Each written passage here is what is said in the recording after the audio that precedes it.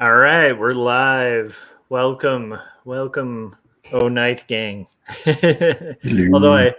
I'm not sure if we're joined by anybody of the Night Gang yet, but yeah. So this is my live stream where I often hang with friends and create art and work on my comics. And what I'm usually working on these is this book here. Oh, I was going to show it to the other camera. I forgot we're on the two camera setup. This book. Two stories, and it's a graphic novel about. It's a graphic memoir that grapples with questions of faith, mental illness, depravity, and ultimately redemption in a fallen world. It's 122 pages, hand lettered, hand inked, and if you're into comics and indie comics in particular, you should check it out and pick it up on Amazon. It's up there on a discounted rate. So got that out of the way. So what am I working on? I'm working on thumbnails for a 5-page, not thumbnails, final pages for a 5-page pitch project that we're doing for my literary agent. So that, and hoping to knock it out, I'm going to be working on, let me show the page. The text is blocked out because it's unfortunately, like in the literary world, they still want like exclusive rights and stuff to things. So I don't want to reveal much of the story. Whereas with my personal stuff, I feel like bring people on board along the way. But anyhow, so I'm working on this third panel and gonna try to kind of knock that out tonight, which is a big crowd scene. So I'm not sure if I'll get all the way through it. And then I'm being joined by Corey Kerr. My buddy. So, Corey, what are you working on? Where can everybody find your work? All that fun stuff. You can find my stuff at CoreyKerr.com. Jan is with us. Hello, I love it. Jan, how are you doing? How is everything? Are you, Jan, are you still in the Philippines? I think the last time I checked, because you used to be in Spain when we started this whole thing, but I think the last time you said something like you're hanging in the Philippines now, which is pretty badass. So I'm curious. And if I got that wrong, just make fun of me on like mercilessly, like for the rest of the chat. We're also joined by Frank Salazar in the chats as well of the Tarako Creative Cast. So Corey, where people can check out your work at CoreyKerr.com. What are you working on right now? Right now I'm doing the second animation for Wacom. Nice. Is what I'm doing. So I'm transitioning between these robot. I'll show you real fast. This isn't. It's nice to see you again, Corey. Like you got the camera fixed. It's all fixed. It's very exciting. So I'm working on the. It felt for a bit like I was imagining talking to someone while staring at a moving image for a couple of weeks there. Yeah, it wasn't a couple of weeks. It was like kidding. 5 days. Hey, for me, that's like ancient times. Yeah. All right. Yeah, so I'm back. It was one very expensive cord that I needed for everything to work. But yeah, tonight I am working on the.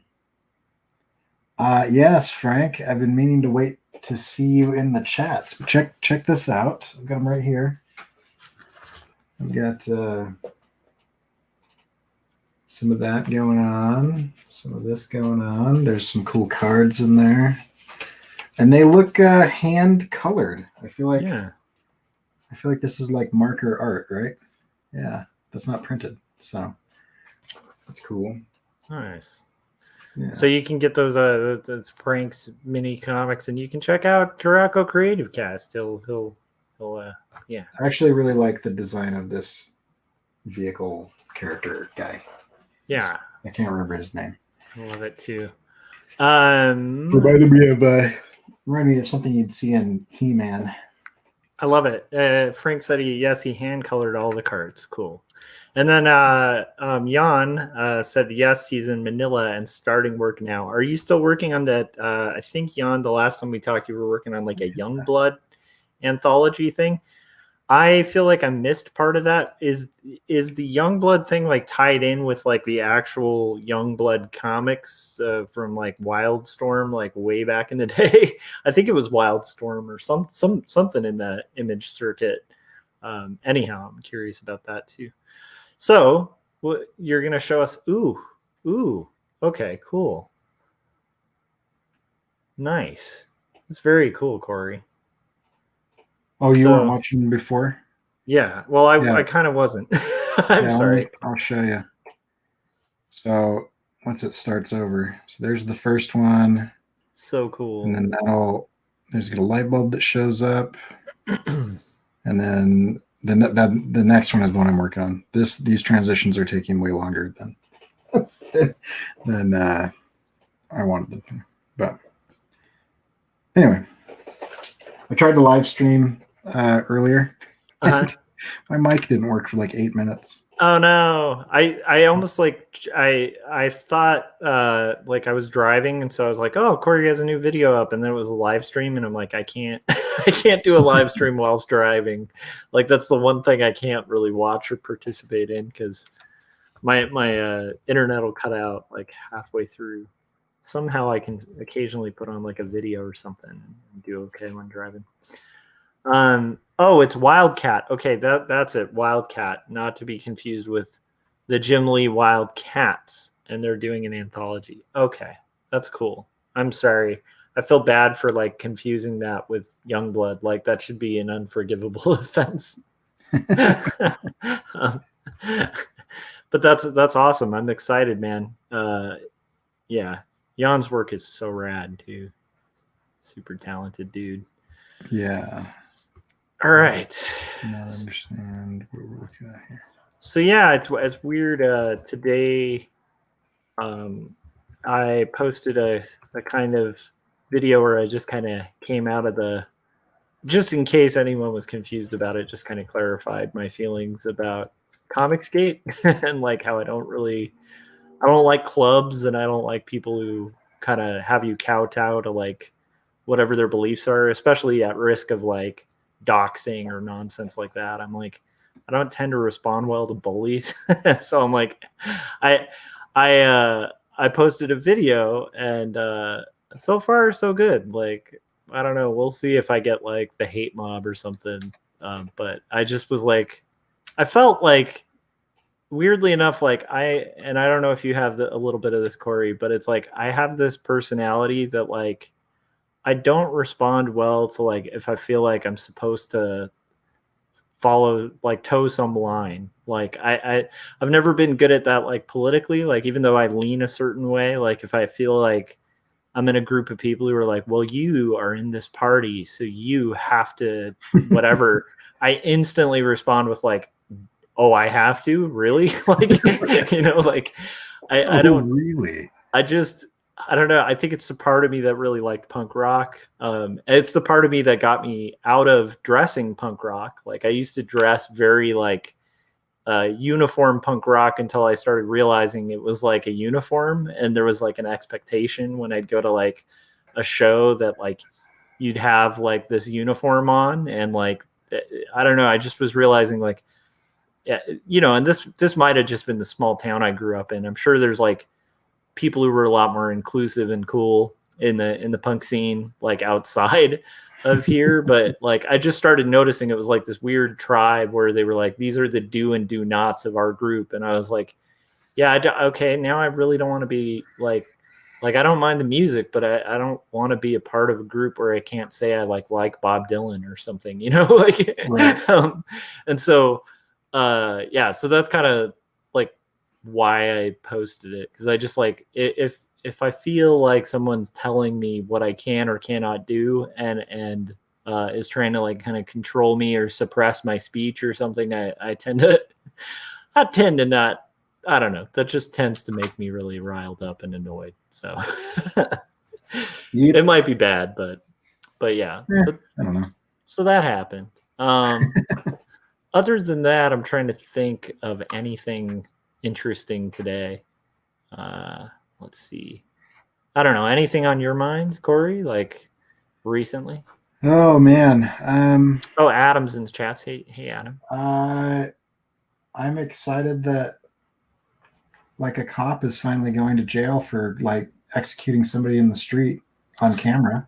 Yeah, and honestly, that shouldn't be a partisan thing. Like, anybody who saw Is those it? videos, Is it really a partisan thing? I think it is. Unfortunately, I mean, not There's like there's not there's among my friends. Like my there's friends who 10 lean, minutes of video footage yeah, watching somebody be murdered. yeah, And like the fact that we were like, I hope they convict him. Like the yeah. fact that it was even a question. Yeah, no, it's funny because I even stopped paying attention to the trial because I just had a suspicion. I was like, I have a feeling how this is going to go and it's not going to be good. Like they're not going to have justice. And like I was actually at my work, and one of my staff was like, "Hey, they all three counts." And I was like, "All three? Really?" I was really like, I felt relief. And it's, Yeah. I don't think it writes. I think in any scenario where like, somebody is unnecessarily murdered, it sucks because it's like, it's not like you can undo that, Right. with like whatever payout or whatever, like, justice is served. Like you can't really ever have like true justice for something like that. Like, like somebody murders your kid, like it's not like them getting convicted really brings you much justice, but at least it brings you some justice. And it's like that to me Yeah. was like the relief I felt, was like at least that guy's being held accountable. At least he's not going to repeat the same crap like again to somebody else. It's but yeah, it is unfortunate that that's a partisan thing, or that like people instantly want to jump to like, well, what kind of drugs was he on? And like, like, I don't know. I wish people would just kind of take a quicker stance of just like seeing the humanity in people, Here's my thing. I have come to the conclusion I don't think cops should be armed with anything that can have lethal force anyway, because there's like that within an hour of that, like somebody shot like a 13-year-old that, I mean, had a gun, but like had thrown it away already and turned around with his hands up in the air. So he wasn't armed at the time.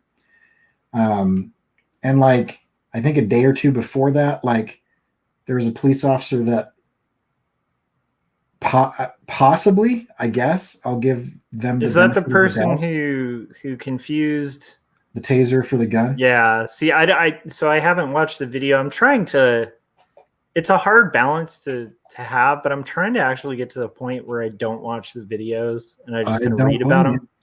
Yeah. Because I'm just like, I don't want it to become something I'm like desensitized to. But yeah, from what I've read about that case, I think it is actually very possible that the officer who confused the thing, like literally confused it. And I guess the tasers are like, this baffles the mind, like why they wouldn't think this might be an issue, like in a high stress situation. But I guess they do look and have the weight of like they're very similar to a gun. And it's just, but yeah, I think there is a real question of like, should they even have that to begin with? The thing. Yeah. Right? Is like, okay, let's take it from a cartoonist standpoint. Yeah. I don't drink coffee, but I do drink things while I like work. Oh, sorry. Jan was saying his right-wing friends in Holland even had opinions on it. It's definitely a right-wing thing, which is weird because, like, once again, Adam also, I do have a story on autism that I'll mention in a little bit, but he was saying nonconformity is an autistic trait as well. Yeah, for sure. Yeah. Because, I mean, the problem with one of the things I've always had issues with for like my whole life is I am a phenomenally bad liar. Like, and I don't mean that, like, I know people say that and then it's like, well, instantly, you're going to doubt their credibility because you're like, well, I never lie. I'm not saying I never lie. Like I've had plenty of times in my life where I've tried to lie. I'm just a really bad liar. Like I suck at it.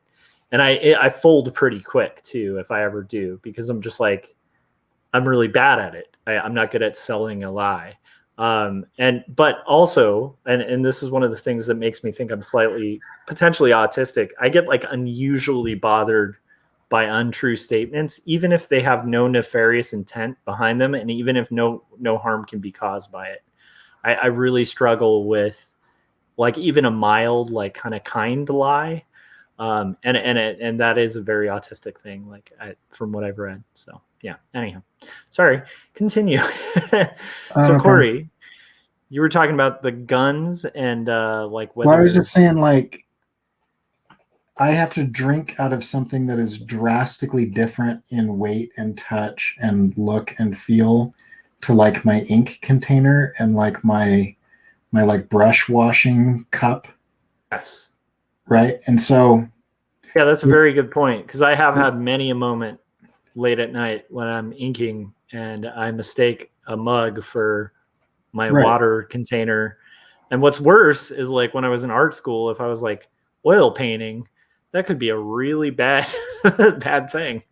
Like I have a friend who's he has cadmium poisoning and lost his hearing because he would just stick his brush in his mouth while he was thinking, and he went deaf.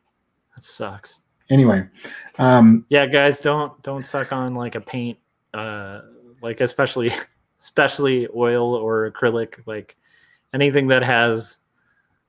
Well, just don't suck on art tools that have potentially poisonous material on them. Right. But what I'm saying is, if as like something as innocuous as like, I accidentally, drank some paint water or whatever, right? Yeah. That same type of like hypothetical accident, I don't think cops should have guns. Yeah, I'm mixed on it. Like I'm mixed on it because like, so my this will shock like most people who are like, oh my gosh, you're right, like you're left leaning politically and stuff like that. But it's like, and I actually am I tend to be on the older I've gotten, the more I've actually wound up being on kind of I don't even know if people should have guns. Like, no, if there were a way to get rid of all guns, I would do it in a second. Yeah. So, people who want to hunt can really get down to nature and start using spears and bows and arrows again. Yeah, and I in a weird way, I almost feel like you could do that and still have an exception for people who hunt with materials that they actually could use for hunting, like a just normal hunting rifle. You don't need like a multi-capacity weapon to, like, you're a crappy hunter if you need an AR-15 to take out a deer. First off, like, you're probably not hunting for meat, because you're gonna destroy the thing you want to eat. And then aside from it, it's like you're just kind of a crappy hunter if you need that to hit a deer. Maybe you need to like get into the craft of the thing. But yeah. So I tend to be very like, even on that, like I'm not like, I grew up around guns. I have a lot of friends who own guns. For a long period of time, like, used to love shooting when I was a kid. Like, I'd go to, I did some shooting ranges, and, I live out in the desert. So it's like, it's pretty common out here where it's like, there's a lot of just empty desert. So, it's not uncommon to go to a shooting range out here and just like blow apart like a TV and like, like a bunch of old junk, at a shooting range, which is super fun. But I've just started, as I've gotten older, like, just not really personally seeing the logic of gun ownership, like, for myself or for most people. And but saying that, and this will be the thing that comes to a shock to anybody like hearing that, it's like, my brother was LAPD he's retired now, but he was LAPD for like a good 35 years. And so I've seen the other side of it. I've seen, like, during a riot, like, because I think he started a little bit before the LA riots. And so I've had experiences where my brother would call and he couldn't talk because of the fire that was outside, or like the few times in his career he had to draw a gun, like how psychologically like traumatizing that is for a human being to have to do that. And I've seen the human side of it too, like where he eventually was a detective who actually held cops accountable. So like if a gun was drawn, they'd call him and he'd have to investigate the scene and stuff. And LAPD is not like I don't think it's as bad as like the local sheriff's department out here, with like corruption and racism, but it's definitely not like got its hands clean and stuff. And so like I feel like it is one of those conundrums where it's like it's tough because we have such a heavy gun culture in this country. It does kind of suck to put people in a position where they are basically, their job is to commit violence. I mean, there's no other purpose for cops except I honestly think starting to sound very libertarian right now. Well, yeah, but the thing is, like, unlike libertarians, I don't see a society where you don't have violence. Like, I just don't. Like, I don't think you can have a society with property without violence. Period. Like, if you want property to have any meaning at all, like, or a world where like I can own a car or own anything, and it's not just like a scenario where like the biggest guy in the room can like come grab whatever they want. You're going to need violence, and regardless, even if you have no like sort of mandated state violence or whatever, it's like you're literally going to have citizen violence. And so I think it needs to be more minimal. Like, I think it needs to be like, I don't frankly like, I'm starting to be swayed by the idea, like, I don't think cops should be doing social services. Right. I don't think, I think it's unfortunate. That's one of the biggest problems is we have yeah police officers doing jobs that, like, you show up to the job with the tools that you have, right? Yeah, exactly. And so like when they're going to like a domestic situation, like packing heat, it's like the second they walk in that room they're introducing an escalation into the situation. And it's like, that's a really untenable situation, So like, on one hand, I agree, but I guess what I'm saying is like, I'd be hesitant to say like, you need to go out there in a situation where other people have guns because we have such a heavy gun culture and you've just got to, fight a gun with a fist. Like, I feel like that's a little bit heavy, but I do think maybe it could be more. It's too bad it can't be like it is in England, where it's like, I don't think the cops carry guns, and then if they need a gun, they have to like check it out, and they have like a special ops team that actually, like, in fact, it's interesting watching old British detective stories where it'll be like this big point in like a murder investigation in a police drama in England where they're like, it's time to go get a gun. And it's like, or like Sherlock Holmes, same thing, where he's like, I'm pulling out my revolver, and it's like this giant thing because you never use a revolver. It's like, right. I wish we could have a society like that, but I don't. But for me, I don't know.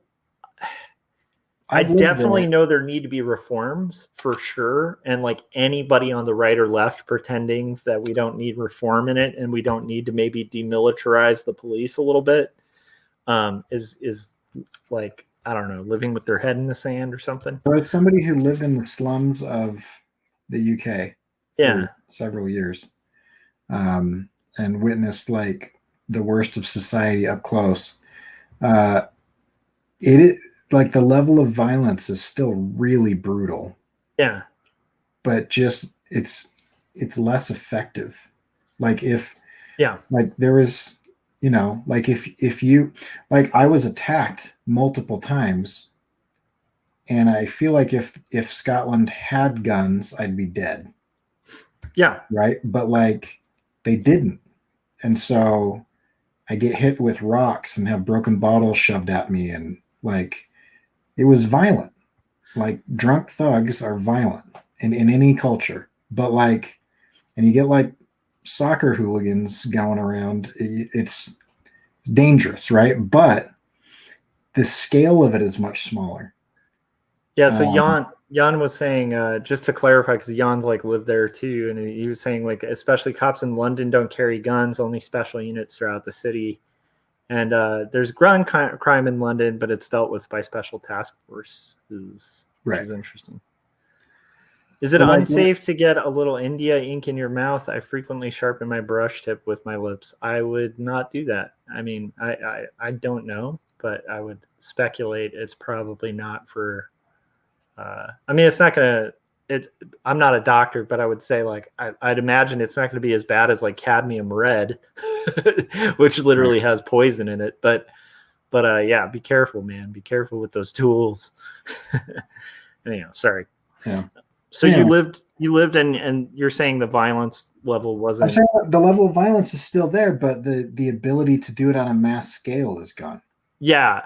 And I saw horrific things, human beings doing things to each other that were awful, but it was like it affected one or two people at a time. It never affected, like there was a guy that when I was there was a guy that like ran into a church with a samurai sword and started like hacking away at people or whatever. But like that same mentality, obviously there's probably some mental illness or whatever, but a propension to violence. And he hated this certain group of people and wanted them dead. Had he had access to a firearm, right, that would have been awful, right? Anyway. Frank said he stepped out and was drinking ink. What did you miss? Yeah. You missed me talking about a naked swordsman. That's what you missed me talking about. That is a great story. I agree. Like that's one of the things that started changing my mind on the issue was like because I mentioned this on my sort of more boldly stating my feelings on Comicsgate and how I don't like it video that I posted today. But a lot of people don't know, but it's like I grew up in a very conservative house. Like luckily, I feel like my mom's kind of evolved, like throughout the ages, and I actually do think the party's gone so far right that it lost people like my mom. But my mom was, a Republican for a long time, like grew up Republican. My grandpa was like the old hat Republican who like, served in World War II and like, but also like loved Franklin Delano Roosevelt, like that weird breed that just doesn't exist anymore or I don't meet often anymore. But it's like, I grew up in a house that was like very conservative. Like my dad listened to Rush Limbaugh, like all that stuff.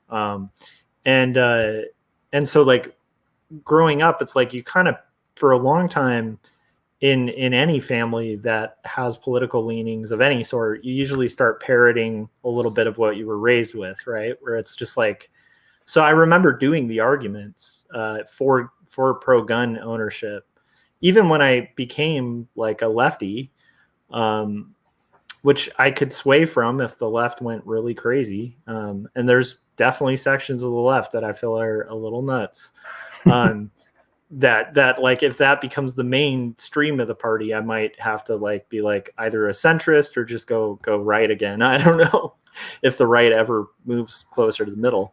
But anyhow, my point is like I used to parrot the arguments that were like pro-gun ownership far into even becoming a lefty. Like I was like the weird lefty who was like, yeah,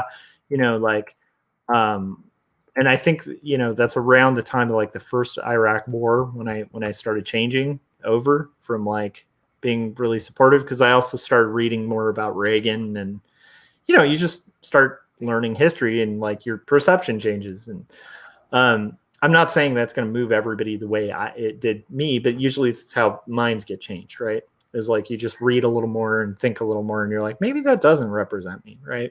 Right. But yeah, that's one of the ones that like went only a few years ago was like where I started going like, should we even have guns? Because I used to do the argument, well, if they ban guns, then they'll just use like a knife. And if they ban knives, then they'll just use a butter knife. Like you're not going to stop violence. I completely agree with that. Yeah. And I agree with it too. But then I did the question, which it's like what Corey's bringing up leads to, which is like, well, how, but like, can that violence take out like 20 people within a minute, like less than a minute, like can that violence like have the impact that, like, especially like, massive weaponry does, like, and And then I also just started, I mean, I did a video on it a while ago, deconstructing it, but I also started thinking about regulation and realizing that I actually was for regulation because I didn't want my neighbor like enriching like uranium in their backyard, you know? Like I felt like maybe that's one of those things you don't want, or like, you know, driving a tank to work. Like I'm glad that when I get on the freeway, I'm not like worried about, I don't know if you guys remember this, but back in the 90s, there was a guy in Los Angeles who somehow, I think it was in LA, he somehow stole a tank from an Air Force base, and it took like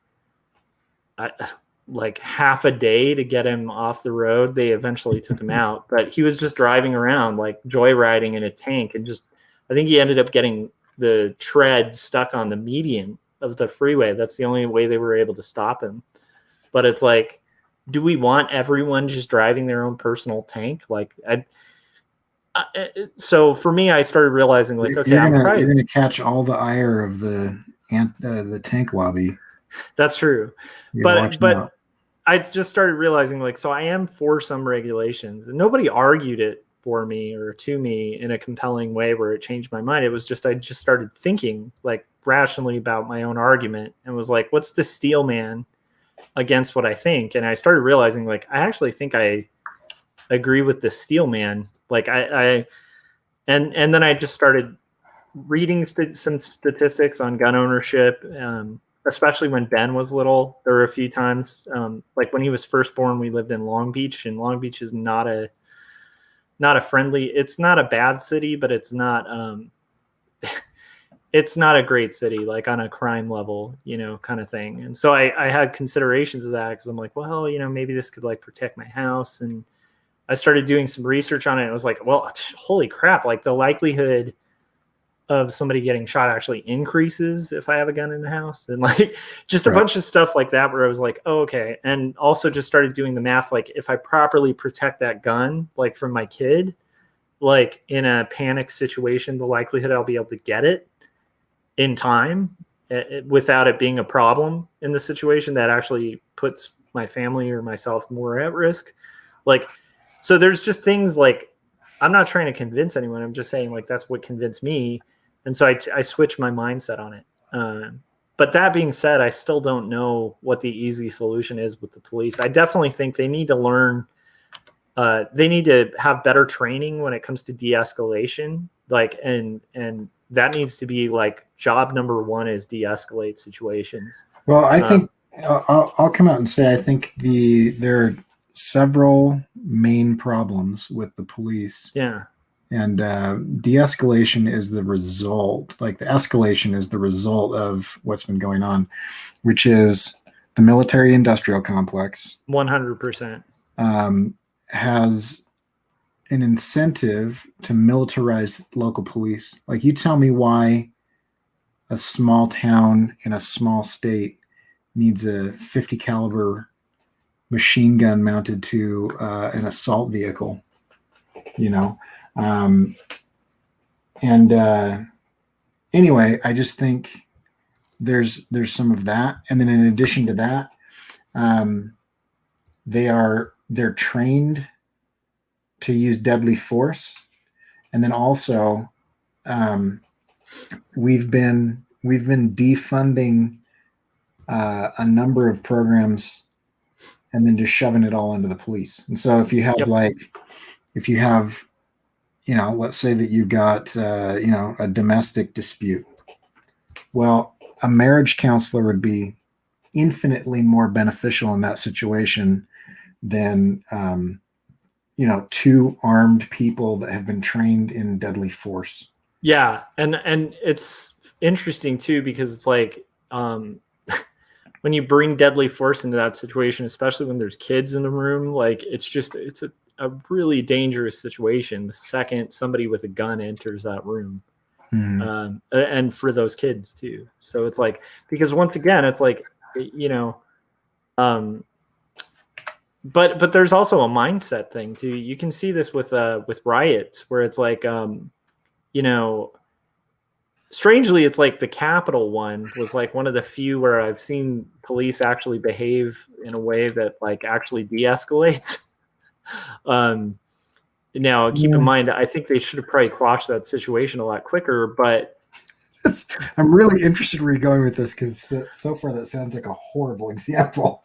Well, what I'm saying is, like, strangely enough, though, like, if you see the way that was dealt with, like, it was strangely, like, by not getting violent instantaneously, like, they minimized the amount of death in that scenario. In a scenario that could have been just mass bloodshed.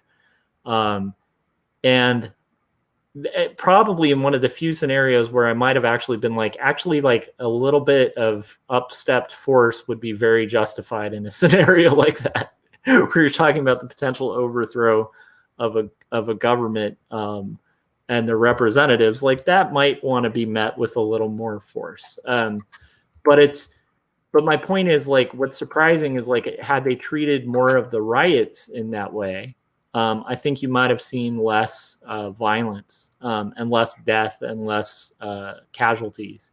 But what happens, I think, when you have, like, like, even peaceful police, like police show up to, like, a peaceful protest with military gear, like, there is a psychological thing of, like, you're going to behave the way you're dressed in a weird way sometimes. And I feel like if you're dressed like a member of the military, and you've got tanks and you've got all these crazy gadgets, like, the likelihood of those things being deployed and used just increases. Right.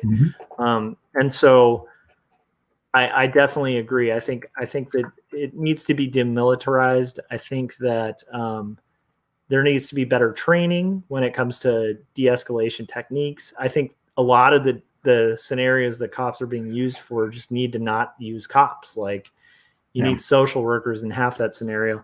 Even drug addicts, like, dealing with some drug addicts, you might need force, but a lot of it is just, like, it's going to be better dealt with by, like, a shrink. I saw a really interesting solution.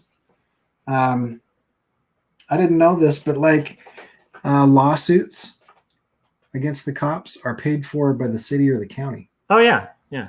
Which means they're paid for by you. Right. Yeah. But could you imagine the change that would happen to police policy if the police department had to pay for the lawsuit out of their own budget?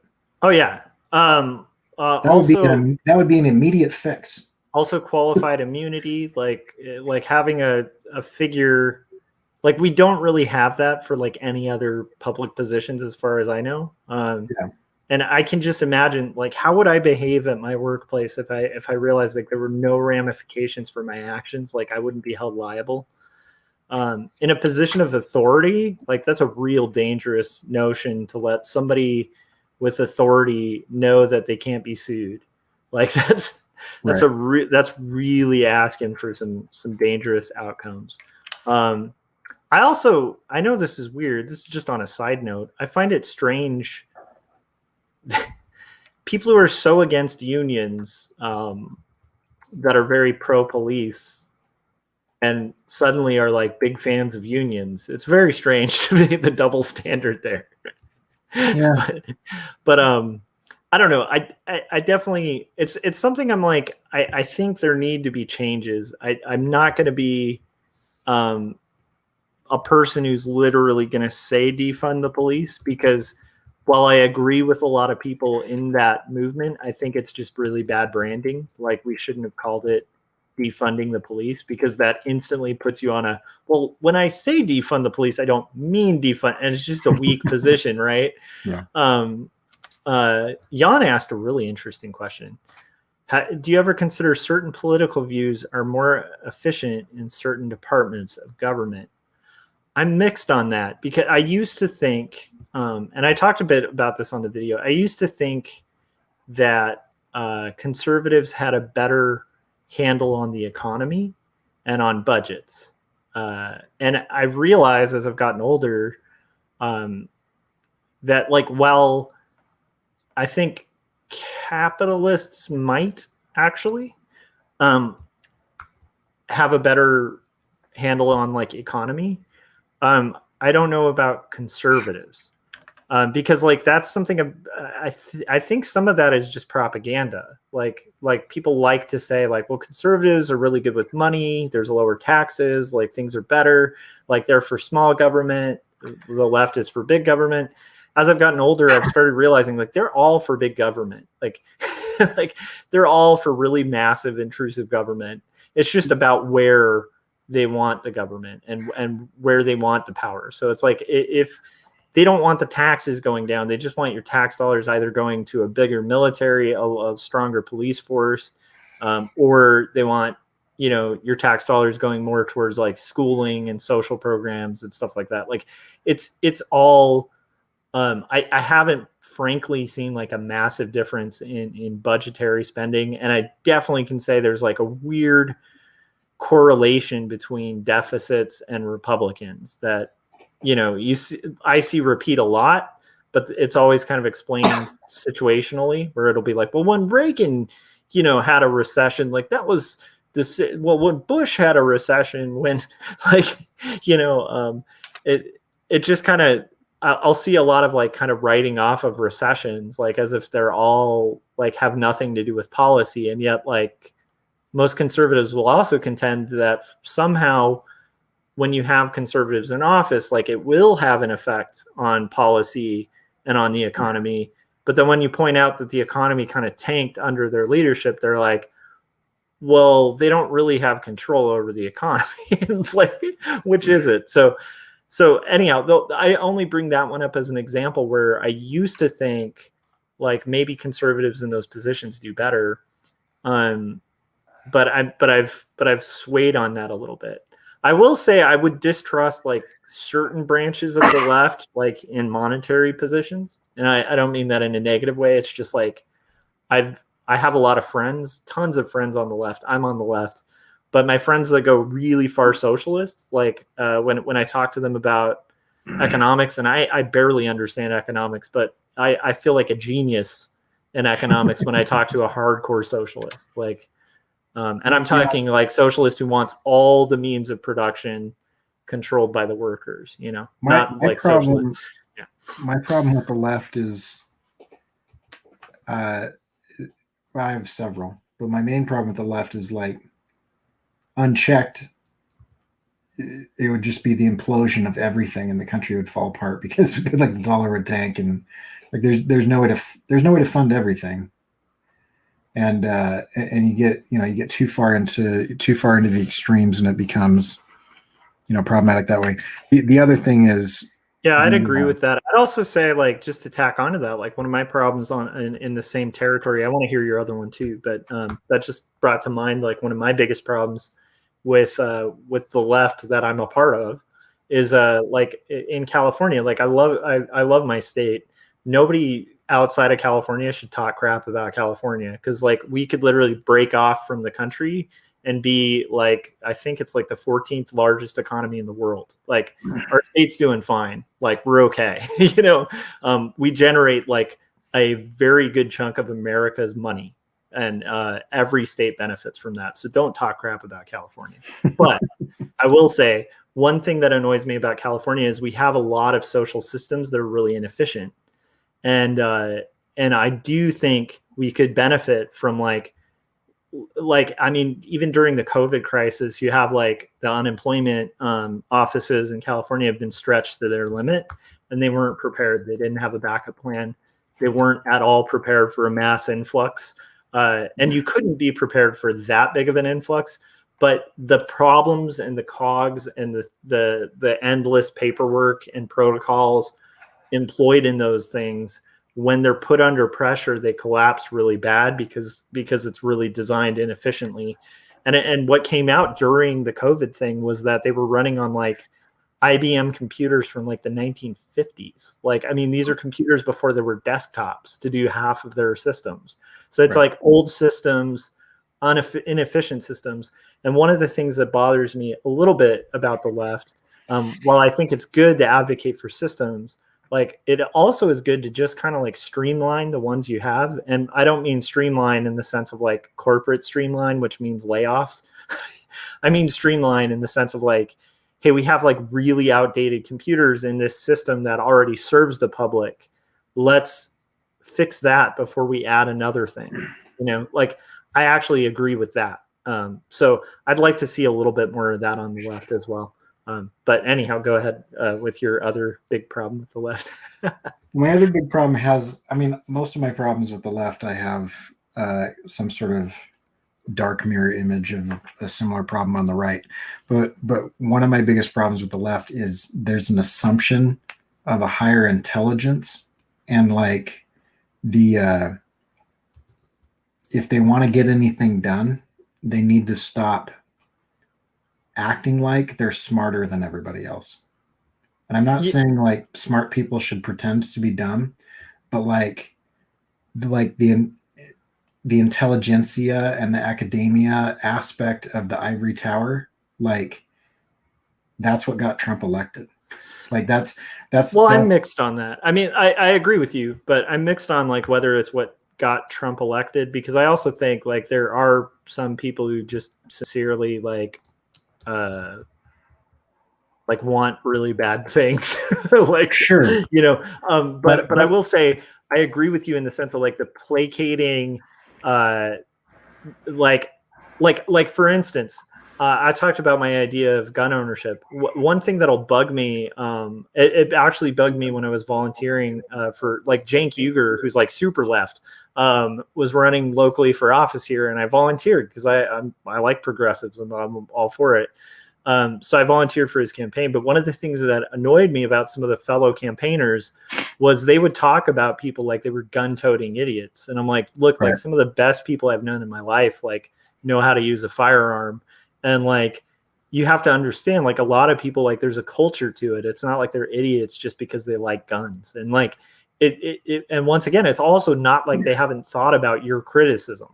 Like your criticism they've heard a million times, and they have a different viewpoint. And it's like, I agree with, I've definitely seen like this kind of trope that they're a bunch of yokels. And I think other than Florida, like all of those are wrong. But I will say Florida is worth worth trashing. That's my one thing that I get pretentious about is Florida. But that's just because I live in the U.S. and I don't know. I'm sure they have the same attitude towards California. You know? So I mean, I'm in several groups where it's still okay to malign. Yeah. Like, there's very few groups of people where like it's politically acceptable to malign them. But like living in a rural area, being a member of the Church of Jesus Christ of Latter-day Saints, some of those types of things. And I can tell you that like white trash is still an acceptable term, what I mean? And I'm not condoning anything, but the left dug their own grave when they alienate a huge portion of the population, and make them feel less than, downtrodden. Like if you victimize people verbally, they will rise up and react. Like people's reaction to oppression is to push against it. And I'm not like, I think that the South has huge, massively systemic racism problems. And there is absolutely no doubt that is an ingrained systematic problem. And it's generational and it's hugely problematic. That's not everybody in the South. Yeah, I agree. I also think there's a myopicness of extremists, and I definitely think this. I think most of our criticisms are. I think it's pretty clear. Like Corey and I aren't really fond of either party, like fully. Right. I don't think either of us are the type of people who are just like, "Yep, the party says this, therefore we need to do this." Like, I just don't think that fits either of our personalities. But like one of the things that I would like to see change is a little bit more realism too, because like while I am heavily in favor of progressives, I think it's unfortunate that like like right now, like a really common thing that I see is like people talking crap on like Joe Manchin because he's playing the middle of the ground and he's kind of blocking a lot of great legislation from going through from his own party. And it, especially at a time like now where we have like a very small percentage in the House and Senate, like we're particularly in the Senate, like we're going to get like barely anything through with a very small minority or a majority, but it's close to like direct split. And so somebody like Manchin becomes a real problem and becomes like a hate piece for like most on the left. Here's the thing. I don't particularly like Joe Manchin, but I also don't think Joe Manchin wants to do the Joe Manchin thing. He's just a very smart lefty in an area where you're not going to get another lefty. If you get rid of Joe Manchin, like they're not going to elect another Democrat. Like, and that's the thing that annoys me is like, you'll have these progressives who will be like, no, we should run like far left progressives in Joe Manchin's area. And it's like, no, like you would get run out of town with pitchforks, like there are districts where you can totally compete as a progressive and you can make it happen. And like Georgia is a good example where you had progressives win. But the thing is, even in Georgia, where progressives won, they didn't run a hardcore progressive campaign. They ran very middle of the road. They didn't go hardcore gun rights because there's certain areas where there is political reality. And that's the part that annoys me about the extremes as well, is just kind of avoiding the political reality of like, you have to get people on board that aren't on your side. Like this doesn't mean you have to win over Trumpers if you're like running against somebody who's like 100% voting with Trump. Like I don't think you're going to convince a lot of Trump supporters to switch sides. Like I don't, but there are people in the middle who get lost because of the fact that we go so far left. And in California, go left as hell, right? Like, although I will say in my district, Jank got smeared, right? Because we're a purple district. And somebody like Jank coming in and being like, you know what, guns? Yeah, let's get rid of them all. Like that's instantly losing like half of the area I live in. I grew up in this area. I know these people, like they don't respond well to that. I mean, it's fun. It's fun for me as a progressive to hear that. It's like, yeah, that's cool. He's got guts. Like, that's awesome. But it's not going to win a district like my district, And so, as somebody who lives in a state where Californians are fleeing to, yeah, I can tell you that one of the complaints that we have outside of California. I love California. I grew up in California. I can't afford to live there, but I love it. But a lot of the liberal policies are the things that have caused a lot of the reasons that people are fleeing it right now. I would debate that because, like, here's the thing: what liberal policies? Like, here's the one thing I will say: one of the biggest reasons California is in debt actually stems back to Reagan.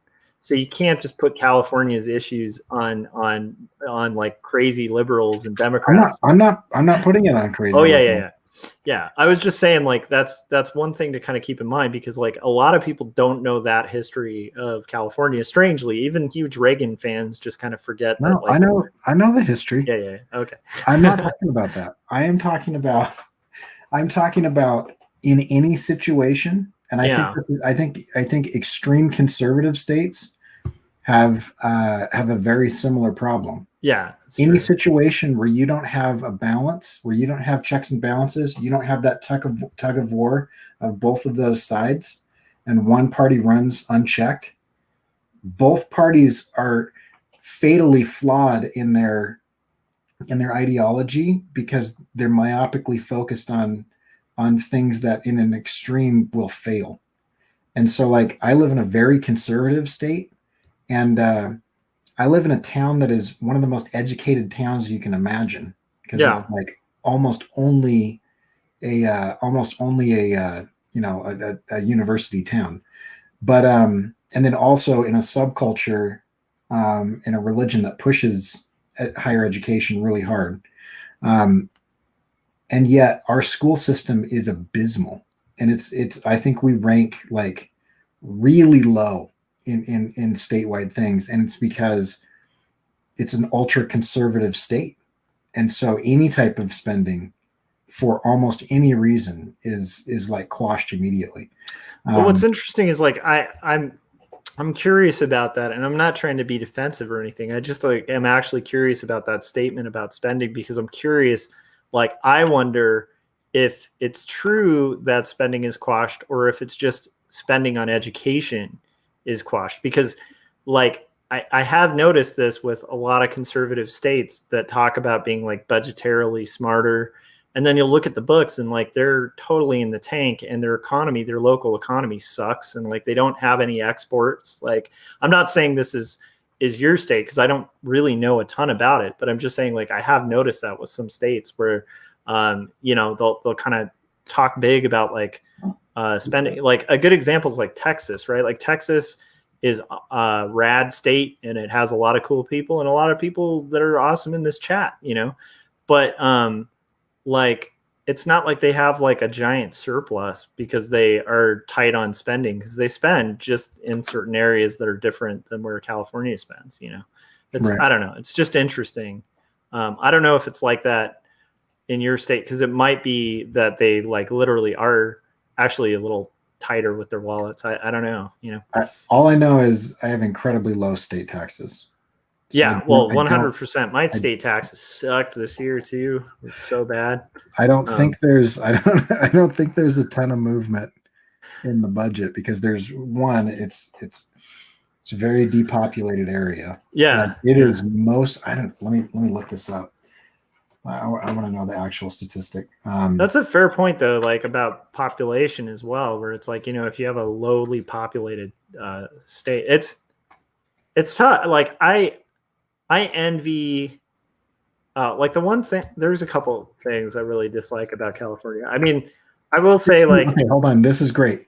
Okay. 62% of my state is government owned land, which is either like BLM or state parks so I mean, if you think of like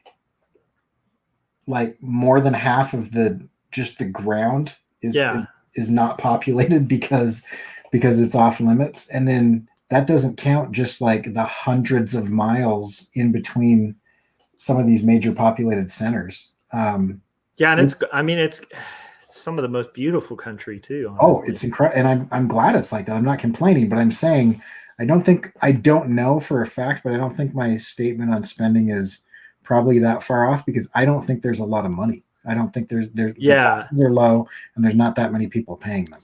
Yeah, that's a fair point. And you have to wonder, and this is the part that's like interesting, is that because of conservatism, or is that just because of like luring people to your state, because like people want to live generally towards like larger cities with more job opportunities? I can tell you for a fact, we don't want anyone here.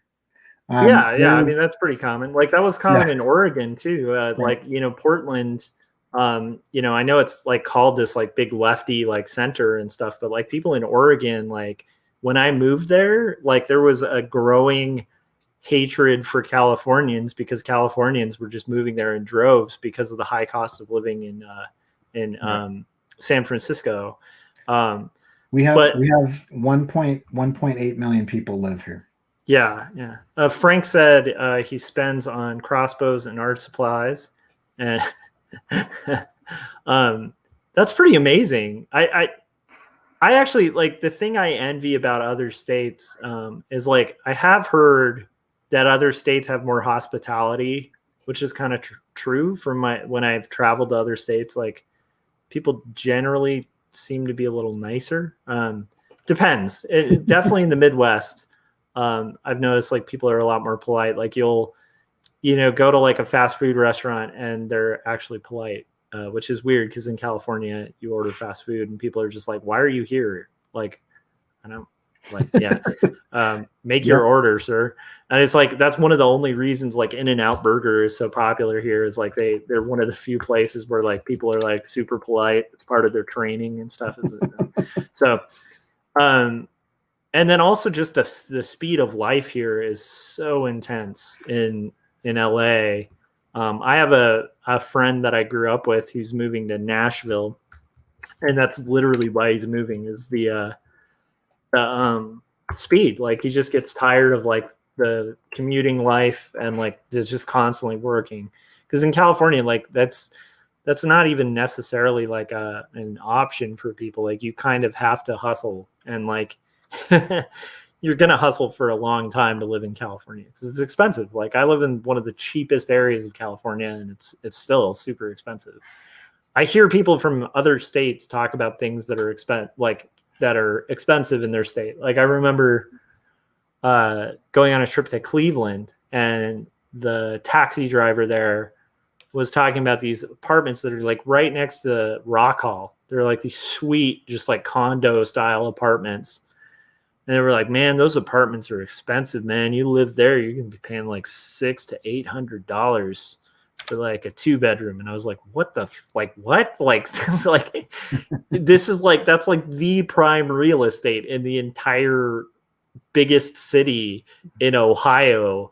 And it's like their most expensive is cheaper than our very least expensive. And that's fascinating, you know, like that. I remember before that too, we were driving by some like old Victorians, you know, which would be like easily in the worst areas of like at least Southern California, they'd be like, you know, $500,000 at least at minimum. Like that would be a lucky deal, right? Yeah. And they're like, yeah, you know, those ones, if you got some good money, you know, you could, you know, drop like 150 and buy. And I'm like, what?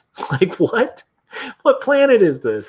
So yeah, but I think because of that, because of the high cost of living and there being so many job opportunities in the state, it's like it creates this cycle of just like workhorses, you know? So I think that constant hustle can get really old, and I can see the appeal of just like being in an area where people can walk, not rush, you know? I don't know. Actually, just walk in general, because like all of LA County is pretty much just built on freeways, you know? I mean, like drive everywhere, you know? Right. So I think like, I don't know, there is something really appealing about the idea of living in a smaller town. I had an uncle who lived in Boulder, Colorado, and I remember going there, and it was just like the most surreal thing, because it's just, at least at the time, it's just like this beautiful, like awesome town where like people knew their neighbors and stuff like that. In California, it's like, I don't know my neighbors. I keep my door locked, you know, like it's, you know, and I'm in a pretty good neighborhood, but it's just like in California, you just quite often aren't just going to be like, hey neighbor, how you doing? You know, like it's a little different culture, you know. It'd be weird. I don't know. Was that weird? I don't know if you had that like in the area of California you lived in, but I lived in a pretty small town. Okay, because I was like, that's to me would be the hardest transition. Would be like moving somewhere where people are like, well, how you doing? You're moving in, and I'd be like, what are you talking to me for? Like, like, you know what I mean? I'd have this kind of like defensive attitude of like, what's behind this? What is this person up to? Like, kind of shady nonsense is this talking to your neighbor? Yeah. Anyhow, I tell you what, I don't want to sell it. I don't want to sell it too hard because I don't want people to ruin it. But if you ever get sick of paying a ton, it's pretty nice out here. I mentioned to somebody on Twitter the other day, they were complaining about the big city, and I was just like, just move. You know, you don't have to live in New York or LA. Like you can, you know, I live half a mile from work. You know, there's some downsides. There's some huge downsides. Like the snow is awful, you know, but yeah. But I have a lot of family in Utah, and I remember for a while looking for art jobs out there. Yeah. And like, it seems like the majority of art jobs, and I might be wrong, but from what I saw, it seemed like mostly action sports. And action sports jobs are like not high paying jobs. And I don't mean that as like a diss, like, cause it is a fun industry, but like one of the things about art is quite often the very fun industries, like the pay scale is not super great. But your value for your dollar is like worth a lot more. Oh yeah. Like I have a buddy who lives close to San Francisco, and he works in San Francisco, makes a lot of money, like ridiculous, like, like really good pay. Like he's the best paid person I know in my age bracket. But like they're house rich, so they have like this sweet house, and then they eat like PB&Js all the time because it's like you're not like your value for your dollar is a lot lower in like an area like San Francisco than it is in like an area like mine. Right. I will say the nice thing is we lucked out in the sense of like our cost of living is pretty darn low. But it's also because we bought at a certain time and the area we live in.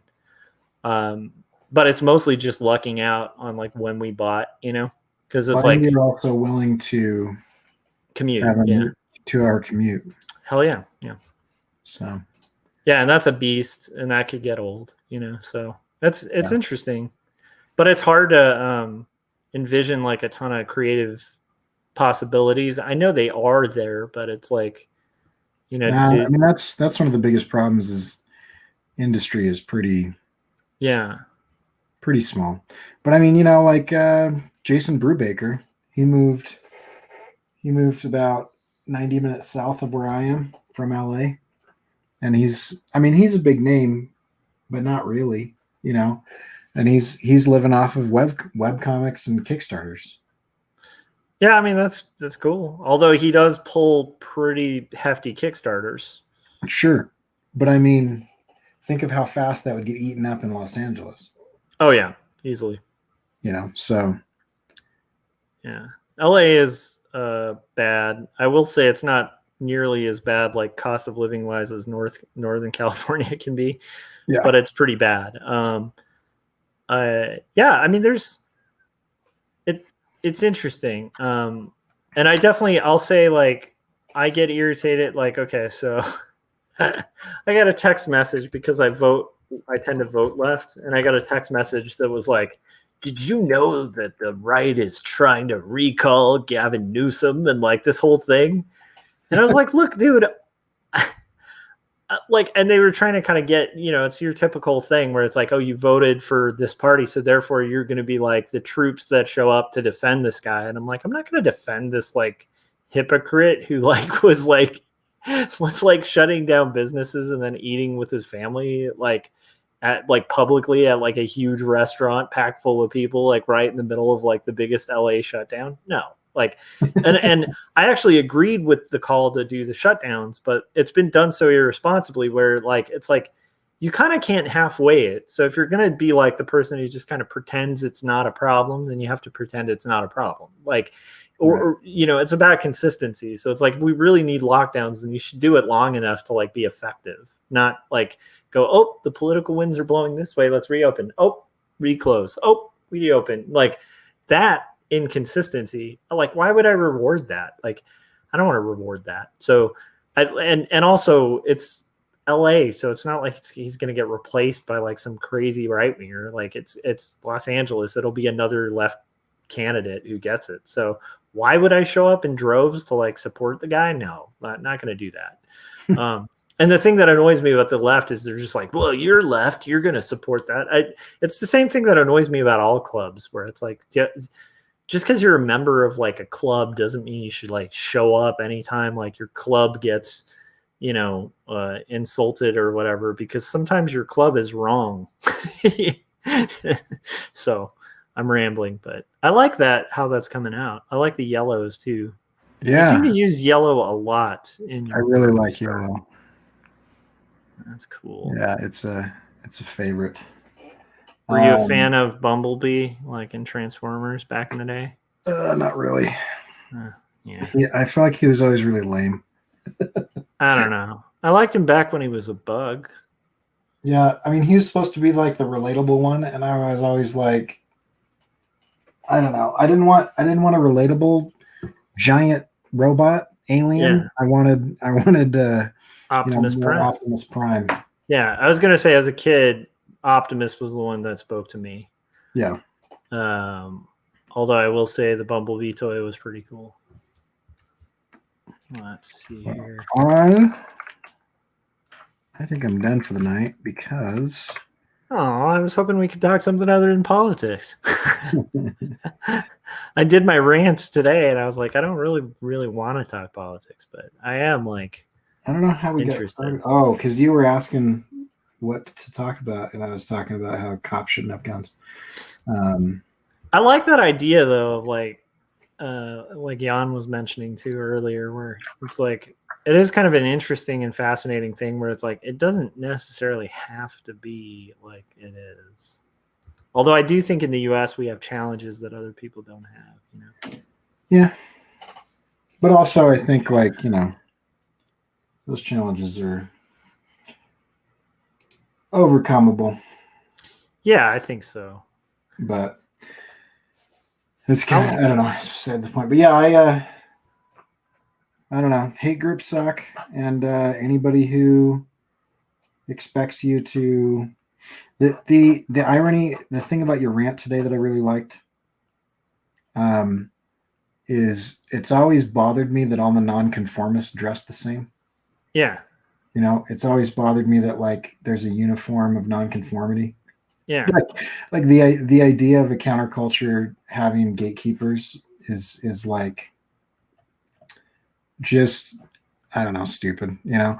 I mean, there should be a little bit of that because you know, you don't want like wolves in sheep's clothing, you know, people showing up for whatever cause, but really they're predators, you know. And you see that a lot in like feminism and things like that.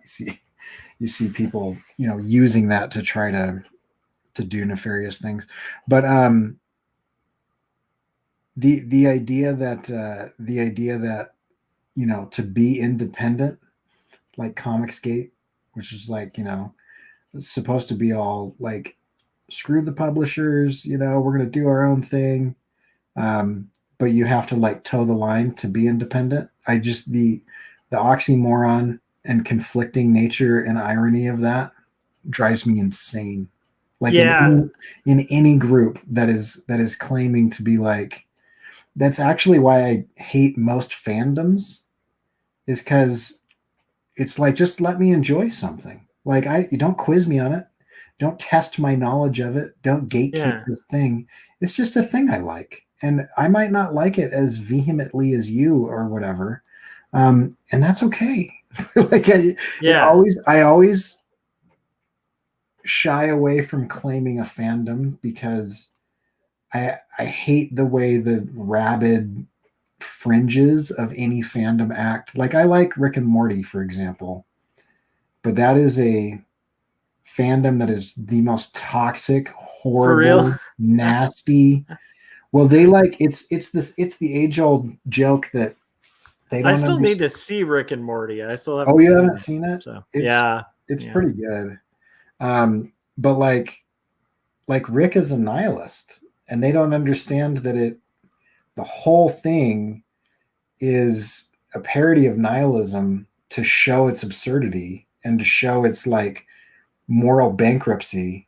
And like there's a huge portion of the fans that like think Rick is a really cool guy. And it's like he is a murdering, selfish, horrible, manipulative, Machiavellian character because he doesn't believe that anything has any value. And so that's just like the natural result of that.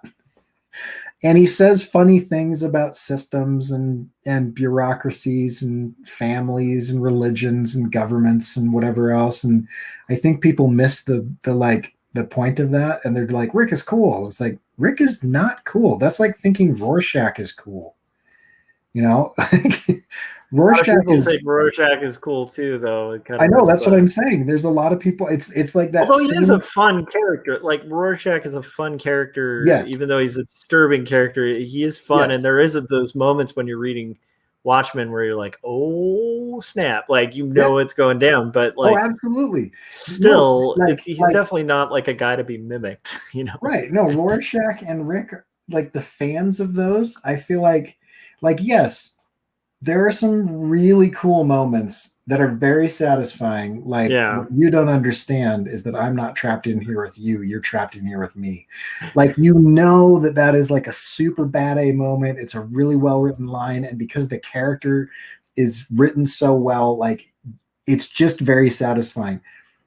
That doesn't mean that you should idolize that character. He's a psychopath. Yeah. He's got a level of moral rigidity that causes him to murder people that do minor infractions. And the entire point of that story at the end is like they kind of realize that the bad guy ended up doing something good, and everybody's like, no, this sucks. I hate this, but like to undo it would actually do more damage. And he's the only one that was like, I don't care. You have to kill me now. Like, I refuse to budge on anything. I would rather die. Like, that's who that character is. He's not a person. He's personification of a rigid ideal. And it's showing how it breaks. That's not a hero. And it's the same thing with Rick. Like, it's very entertaining, and he is hilarious, and he has huge thing. But the thing is, like, I don't want to tell people that I like Rick and Morty because they're going to think I'm a psycho. You know what's funny though is like now. So I spent the earlier part of this evening, coming out kind of as like not a fan of Comicsgate, and now you're going to get all the Rick and Morty people hating me, Corey. I'm just trying to get everybody. So let's see who else. I think bronies are ridiculous, and there's a weird kind of bestiality fetish going on there. What else? Oh, also bronies have a giant Nazi problem. Yeah, that's true. They do. Yeah. I think they had like a mass shooter recently too, which is they did, a fun and it was white supremacy driven. And I went down that rabbit hole, and I found a literal Nazi pony fan design that is very popular. You just kind of can't be on the internet without something just being totally destroyed and reborrowed by like somebody terrible. And I will say that might be the one exception with my whole criticism of Comicsgate is like there probably are some people who just got sucked in and have no idea what like the guys who like are kind of setting the standards like actually believe. No, and have said and stuff. I think there's just like every organization that's toxic. I think there are a ton of people that don't know what's going on. I also think there's recruiting, because I've had that happen to me. Like in comics, I'm a nobody in comics, but I've totally had people who are in it who are like, if you talk to so and so on their thing, they'll get you in. And then these guys will get you like more followers, and like they kind of do this pitch like it's great, it's tolerant, and you're like, but like I would go to that guy's channel that they're talking about, and I'm like, this guy's terrible, like so it's a horrible person. But of course, if you just show up and like nod your head and go like, yes, that is shocking and disturbing, then like you get promotion. But it seemed like such a double-edged sword, because I'm like, right there, you're already in that terrible position. Because the second you're nodding your head and you don't agree, it's like, right now you're selling something like that I don't think should be sold. I don't know. But yeah, it is sad that like something as simple as like a kids TV show can be like. Well, I mean, I don't know if you ever saw the documentary on the guy who created Pepe the Frog. No, I haven't. It's really good. It's very disturbing though, because like the poor guy's like this weird kind of hippie dude who I think does live in the Northwest, and he's like an indie cartoonist who's like kind of unknown, and like starts kind of making this comic that like becomes popular, and there's this character in it that's like a frog that makes these terrible jokes, like where he's like, I don't know, like pees his pants or something, I forget, but it's like kind of a harmless, like weird, quirky, thing where it's about like loving people and like eating pizza, like that's kind of the guy's thing. And then it just gets borrowed, like the guy just kind of watches helplessly as this thing gets borrowed by like Nazis.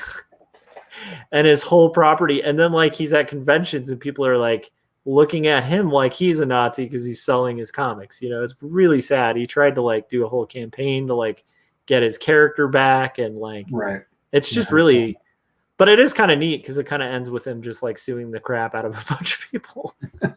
and it's like, okay, well, at least he's making some money, you know. So. Okay, I want to lightning rod you a little bit longer. So I think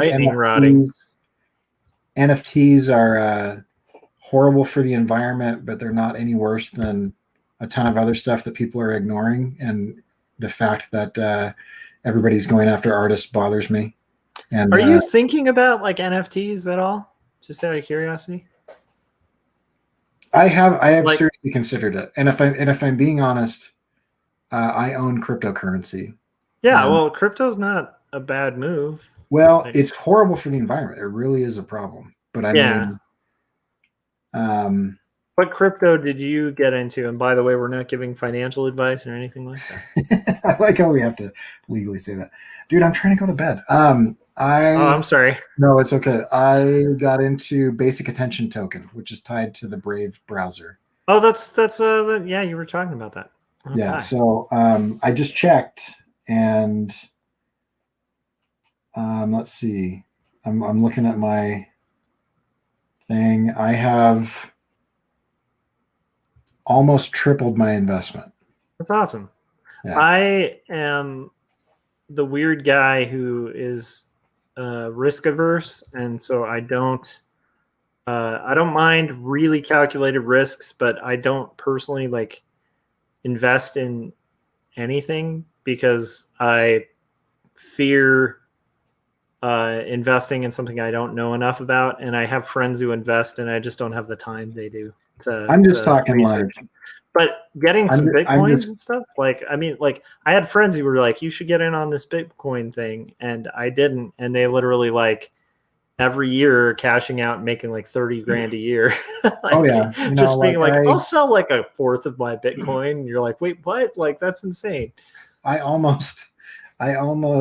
still regret this to this day because I'm looking at Bitcoin right now and it's trading at $54,000 per Bitcoin. Isn't that insane? I almost bought Bitcoin at $100, and then I was like, "Yeah, it's $100 though." Yeah, I was dumb, and I had friends who were advising me to do it and trying to get me into it when it was like $5. Right. Like, and it just bums me out because I'm like, I could have just bought like I could have spent $10. So Adam is asking how it's bad for the environment. There are a number of things about it that are, and this isn't just cryptocurrency; it's any blockchain, which is becoming a more popular way of doing stuff because it's ironic. I mean, I want you to get into it, but it's ironic to me that it's called like mining, and it literally has some of the actual impacts on the environment of mining. I think in this realm, in this reality that we live in on this planet, I don't think there's a way to create value out of nothing. Like I think value in and of itself is like energy or matter. Like it can't be created or destroyed. Like so it has to come from somewhere. And the way that capitalism works is it is at the cost of something. And so blockchain technology uses very complex mathematical equations that are solved by graphics processors. And so the more of those that you can mine, then the more of that you own, right? And so one way to get into like Bitcoin or Ethereum or BAT or Litecoin or Dogecoin or whatever. Right? I do love, like, I have to say, like, that's one thing I like about, and this is actually a little more prevalent on the right. I do like some of the humor. Like, I do like the fact that, like, because I do think a lot of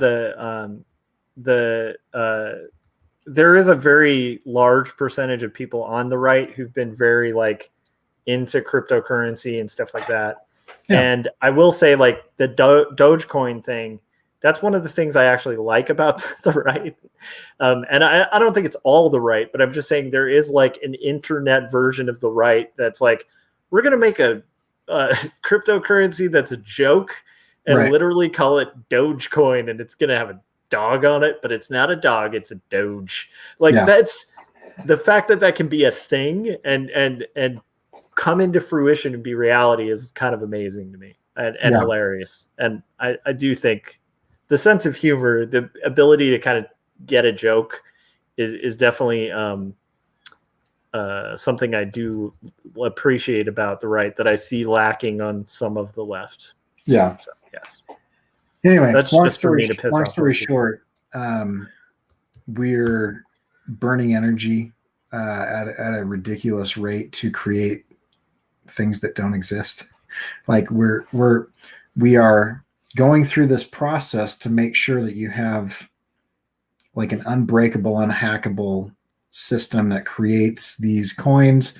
It keeps them rare and scarce because of the process that it takes to create them. But we're using like rare metals to create the graphics processors. We're artificially driving the price of computers and computer parts up because the demand for them has shot up. We're spitting a bunch of heat into the environment because we're like overclocking these things. I mean, there are cheap apartments all over the place that are just filled to breaking, full of these computers that are doing these mining. They're mining farms and things like that, and it just barely outstrips the mining. Just barely outstrips the electrical cost. But then you own it, and then you hope that it appreciates. And that has probably changed now that like Bitcoin, for example, is whatever. But there's a limited supply, and that limited supply is driven by basically trading energy. And then I don't know what the ramifications of this are, but it's not just blockchain technology. It's also just like storage and data processing.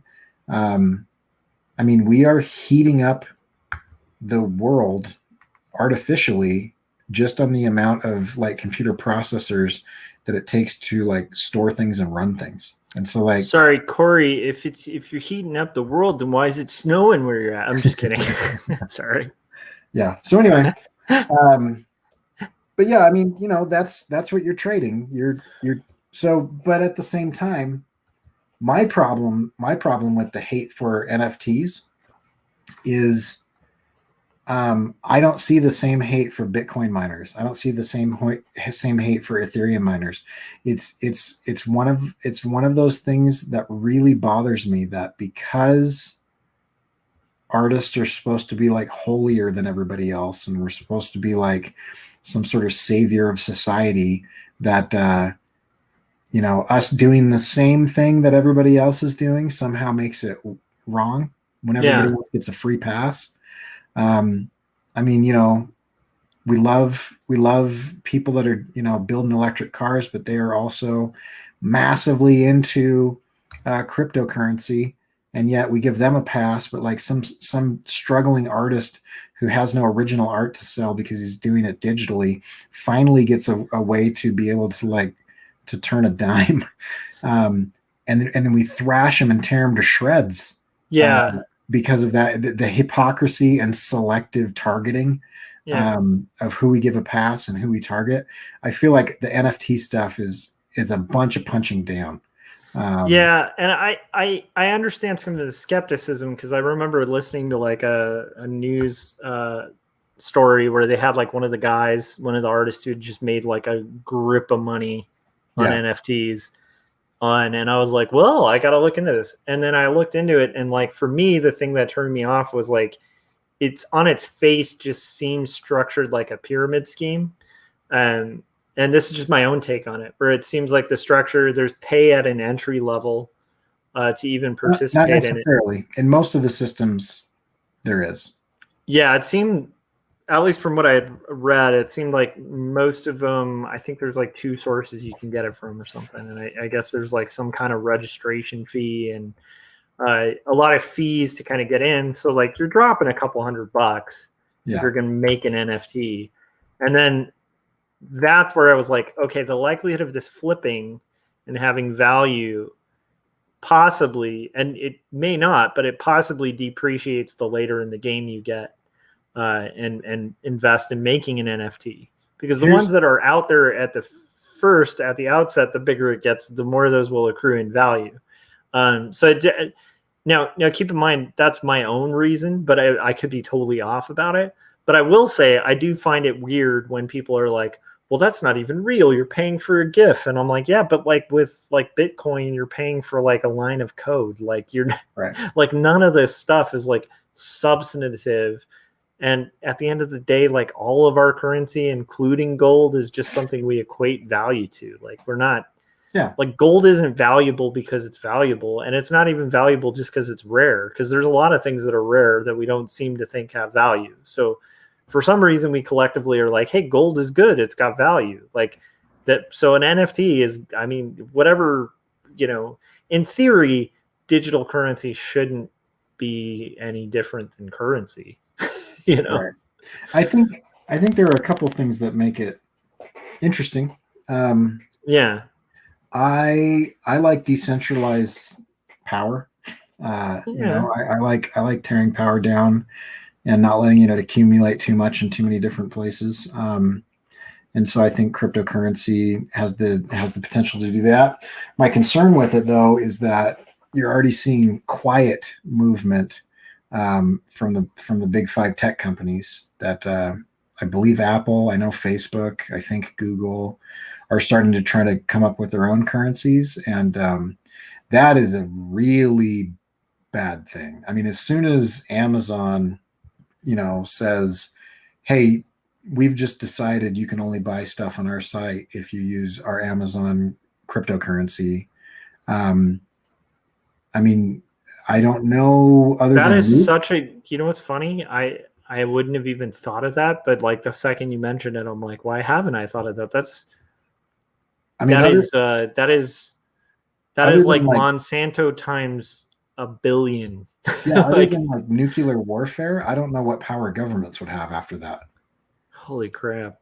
I mean, like, I didn't think about like what happens if like one of the big controlling companies, like, oh my gosh.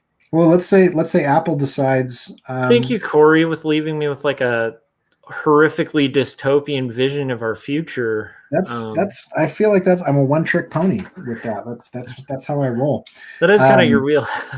I'm gonna just put some shades on here and say one or two more things. You need a mic to drop when you're done. Yeah, I'll just like shove this down when I'm done.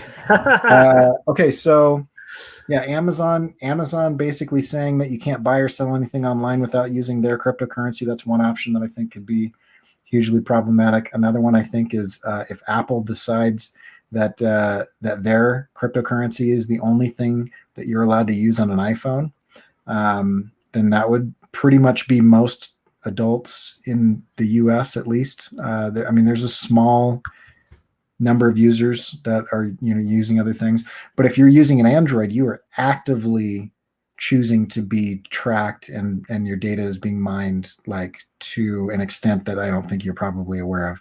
Really? On an Android? Oh, Androids are almost the worst device that you can carry on you to be tracked. Apple's actually fairly secure. Yeah, I think that's up until like the recent years. I mean, like even Apple for the longest time, like no one could hack for a very long time. Well, not hack, but they didn't have like viruses.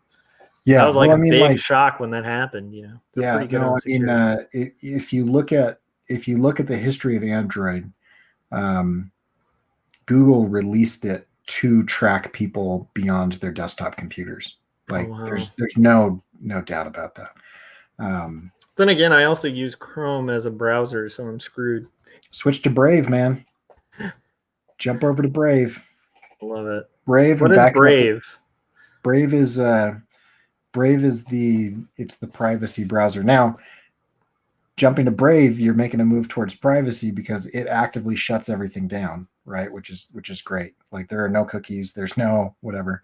But that can be annoying if you're on like a site that requires it.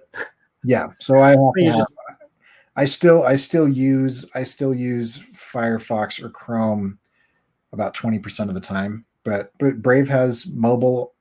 Like I've got it on my phone, I've got it on the computer. Now, when you're moving to Brave, the problem is that they are paying you for your attention. That's what the basic attention token is based on. Okay. And so you're making a move to where you will begin earning cryptocurrency because you are using the browser. And so, okay, now I have a question. I have also, I feel bad though. I feel like I'm keeping you up, but you are, but I'm choosing to be here. But the basic attention token, right? So like, how would, let's say you accrue like 20 basic attention tokens. How do you cash them? Like, how do you cash out? Like, do you have like an app that is like a wallet, like a crypto wallet for it, or is it through their site? Like, how do they kind of? Yeah, so you can use like Uphold. I've got Gemini, but there's a couple wallets and a couple sites that will trade. So like Gemini trades like let me look. I don't know. There's about 20 of them here. Apple has a credit card branch already. I thought Facebook put their money on hold. Apple has a credit card branch. I thought wow. Facebook may have put their money on hold. I don't trust the public information about the tech companies because over the last 20 years they've actively been publicly deceptive to do illegal things until they become normalized, and then there's nothing the government can do about it because everybody's already accepted it, and so like they kind of like backdoor the laws. And I have to say, having had conversations with people who work in tech pretty high up, like I am pretty convinced that quite a lot of that is also just by design of automated self-learning systems, where it's like there's a ton of like really nefarious dark stuff that's happening that like is out of the control of the programmers themselves. Right. And that is so fascinating and disturbing. Like, if you guys ever get bored and want to go down a fun like rabbit hole when it comes to just like automated learning, you can watch like a million videos on YouTube of how automated learning when it came to facial recognition software ended up being racist, but it wasn't, but it was. And it's like, it's this weird thing, and it literally had to do with the automated algorithm and then a few people who were putting in the inputs. But even when you change the inputs, there were just things about the self-learning algorithmic rhythm that were like moving in a very racist direction. It's very strange. And it's like, what's fascinating is a lot of these, they'll talk to the people who programmed them, and they can't even even to fix it. It's almost like they're throwing things to try to figure out like what causes the chain to change things. Cause like once it's set in motion, the self-learning, it starts kind of like it does things that the programmer themselves aren't aware of. And like, that's the most disturbing and interesting thing about automated intelligence. Oh yeah. Well, I mean, science fiction isn't that far off. Ultron's. Did you see the robot dog? I forgot to ask you about this, Corey, and I'm not trying to keep you here, but there was footage of in New York. Yeah, I was like instantly saw that and was like, Corey must be. Oh yeah. No, yeah, they did that and immediately armed it. It's like watch the opening scene of RoboCop, and then just don't give the dog a weapon. Watch any of the Black Mirrors and just don't give the dog that looks like the dog in Black Mirror a weapon. Like anyway, I don't know. That one is scary. And I will say, like, for, Black Mirror had some weaker episodes and stuff, but I will say that dog one, that is one of the most, especially if you're concerned about like technology and stuff. I think the robot dog one was one of the most creepy and disturbing ones I've seen. Yep. Well, yeah. I mean, Anyway, there's a lot to be worried about that we can't do anything about. But yeah, when it comes to automation and robotics and whatnot. I mean, really cool stuff. We just landed a drone helicopter on Mars. That's cool. But the result of that is also that drone technology just got significantly better, and it'll now make it easier to like illegally police large groups of people from the air. Yeah.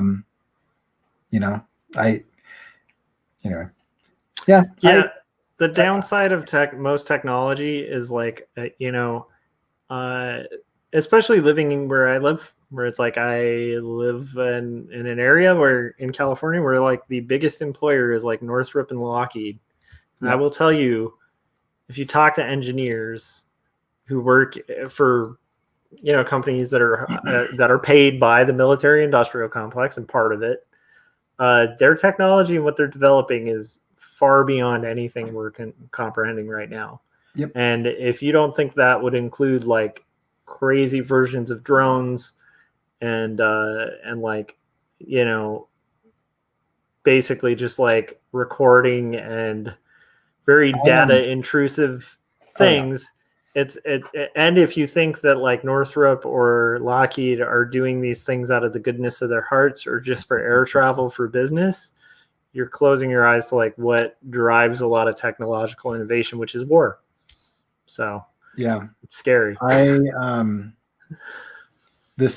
The pamphlet that's distributed amongst the revolutionaries or the rebellious in 1984 is really interesting on how accurate it is today, because they talk about, and I don't agree with it, because it's a very socialist pamphlet. But yeah, I was going to say it's written by a socialist, so that right makes sense. But he talks about how like war drives innovation, and that war is like a necessary part of humanity if you live in a capitalist system. But we don't have, our main problem is that we don't have any ethics or morality in progress. We have progress for progress's sake. I just keep thinking that like Ian Malcolm in Jurassic Park, we needed to heed the warning back in the mid 90s when he said, you were so concerned about whether you could do it, you didn't think about whether you should do it.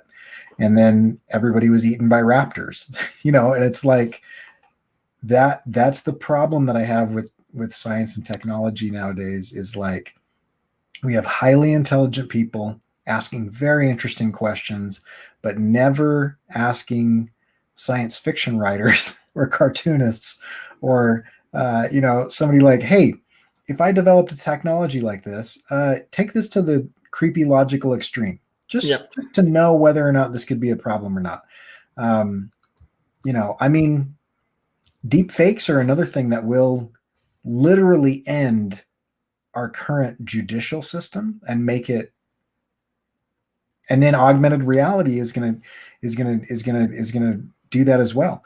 You're gonna have two different problems that will make it almost impossible to prove someone's guilt. Yep.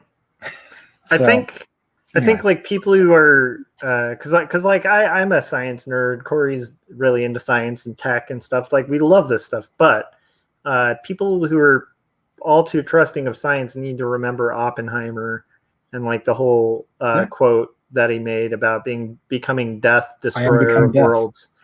Yeah. I mean, can you imagine driving innovation to the point where you realize you just unlocked something that can destroy the actual world, like within an instant? Yeah. That's going to be one of the next indie review show comics is the Manhattan Projects. Oh, I'm excited. That'll be good. You should do that after like a really fun one, so we can do like really fun, lighthearted thing. Oh yeah, well, this is really fun and lighthearted too. I need to write that down so that I can do the thumbnail for that this weekend as well. We both need to add more books. I think yours is the last one that's up. I don't have my two, and I don't think you have your second. Yeah, I'm gonna have to pick. I think it's. I was thinking about doing another McKay because I was alternating between the alphabetical and the big books, but I kind of want to give a little bit of a break, so I'll think about it. But it's either going to be the biography of Winsor McKay or something else. So, but there's like a really cool like full color biography of like McKay, and it gets more into like his stuff he did for animation, which is pretty much inventing animation. Yeah. Oh yeah. And it's pretty cool, but I don't know if I want to. It might not be good to do another McKay so soon. Yeah. Jan's asking, wasn't Einstein part of the Manhattan Project? I know very little about it that isn't coming from this incredibly bizarre comic book, but yes, and he's a character in the comic. We had Nazi scientists that were captured, and then we were like, "Oh, you're smart, so you don't have to go to jail. You can just build us a weapon." And we had so you have Teller, Oppenheimer, Teller, Einstein. There's anyway, the way that they're depicted in this book is really entertaining. Like, let me see. There's got to be. Oh, come on. I know they have these character pages where they just go through and they just tell you all the characters that are in the thing. All right. Well, Corey, I have to take a very brief break. I don't know if you're sticking around or going, but I do have to like step out for a second. I just realized I went an hour and 45 minutes, Corey, because this conversation was so interesting. And I usually break like clockwork on an hour every time. It's because you started on the half hour. Joseph Oppenheimer, Albert Einstein, Richard Feynman, Enrico Fermi, Harry Daghlian, Werner von Braun, Harry Truman, FDR, Leslie Groves. Those are the characters in volume 1 of this book. I love that. You know what I want to pick up because I'm a fan. Shannon Wheeler, who's the guy who did Too Much Coffee Man. I want to pick up his book where it's he did an illustrated Mueller report, which is really interesting. Oh, interesting. I'm just like fascinated because like I really like Shannon Wheeler, so I'd be kind of curious to see what his take is, what it looks like. All right, from what I hear, he just did word for word. All right, have a good night, dude. We will we'll see you later, everybody in the chats. Fun talking to you. Okay, and I'm sticking around, so I'm going to take a break. But thank you to Corey and for doing that. And I'm going to step away for about 20 seconds. Feel free to stick around here and hang out. And I'm going to, let's see, I'll throw back up the big banner and then do my little step out for 20 seconds thing. Whew, here we go. There it is. There's my ridiculous banner. Boom. All right. And I'm going to get rid of that brand thing, which should be here. And let's do hide. Okay, there we go. Okay, so we're all set for the second half, but I'll be right back in a second. I did want to make a joke, though, Jan, because you said fun guy, and I was like, I don't think there's mushrooms that were there. Haha, because fun guy. Okay, fun guy. Oh, I made a dad joke. All right, I'll be back in about 20 seconds. So see you guys then.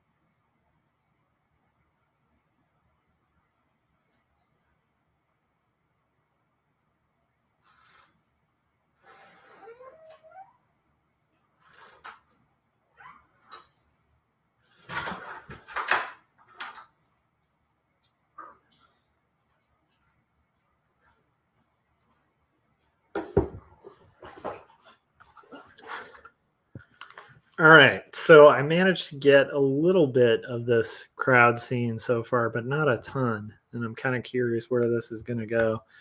And thinking about the Manhattan Project, which is super interesting.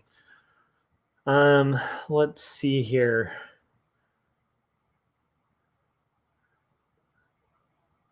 I actually should. Let's see. Okay. So let me see one thing real quick too, because I am wondering. Okay. So I was actually going to throw this out to anybody in the chats, like Jan, Adam, or Frank. If either of you guys, any of you guys, want to hop on the stream, like if you're up and working and have a webcam, let me know. If not, I get it, because sometimes it's fun to just kind of work on art and all that stuff. But let me know in the chats. I'll send you an invite or whatever. Let's see. So right now I'm doing. I'm going to do this character. It is weird kind of working with this blocked out text. I really am eager to at some point be able to share this story with you guys. Oh, and I was going to tell a story about autism stuff. So I started looking into it because Adam was talking about kind of like the process of like getting a diagnosis and stuff like that. And so I have looked into it, and the only service under my insurance that kind of does it is open during regular work hours. So I'm going to try to, within the next few days, like start the process to like at least look into getting a diagnosis or something like that, just for my own well-being. I also looked into it, and it's like you don't have to disclose it. And so I figure like I don't know if it'll have like any negative impact. Other like to me, I kind of would like to know. Like right now, it's like something I'm pretty darn sure of about myself, but I'm kind of curious to like find out more about it and learn more about it and stuff like that. So that is kind of a little autism, potentially Aspie update on my end. But it is interesting because it's like really already just from briefly looking into it, it's definitely something that I don't know if it's quite as common for like adults to kind of seek that out. So the infrastructure is a little hairier to kind of find out how to get that process started. I don't know. But anyhow, that's something I'm going to be doing just out of curiosity for myself, is like kind of looking into it and seeing, because who knows. But it definitely seems like something I'm more and more convinced about, and it's just kind of eating at me, like not as like a negative. It's just more of like I'm a person who I really like knowing truth, and I like knowing more of my own truth and the world around me and stuff. So I am kind of curious to find out more about it. So yeah, I don't know. It'll be interesting. And there is somebody in Twitch asking me if I want to buy followers and become famous. I have a really weird feeling that's a bot account. I'm just throwing that out there as a possibility if that's showing up in the chat.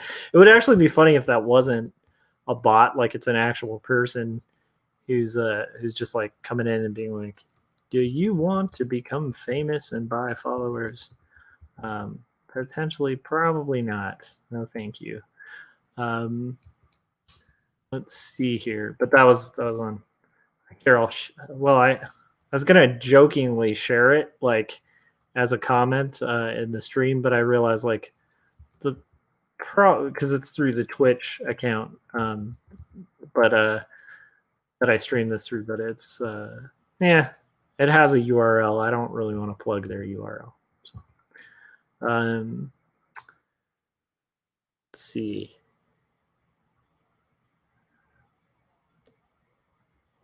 And then Adam was saying, even if you don't get a diagnosis from someone else, it seems to be pretty common that we can pretty accurately self-diagnose. Yeah, like the more I the more I read about it and have had experiences with my kid, like the more I've done research on it, and it turns out actually it's really like one of the most common ways that people in adulthood find out is through having a kid.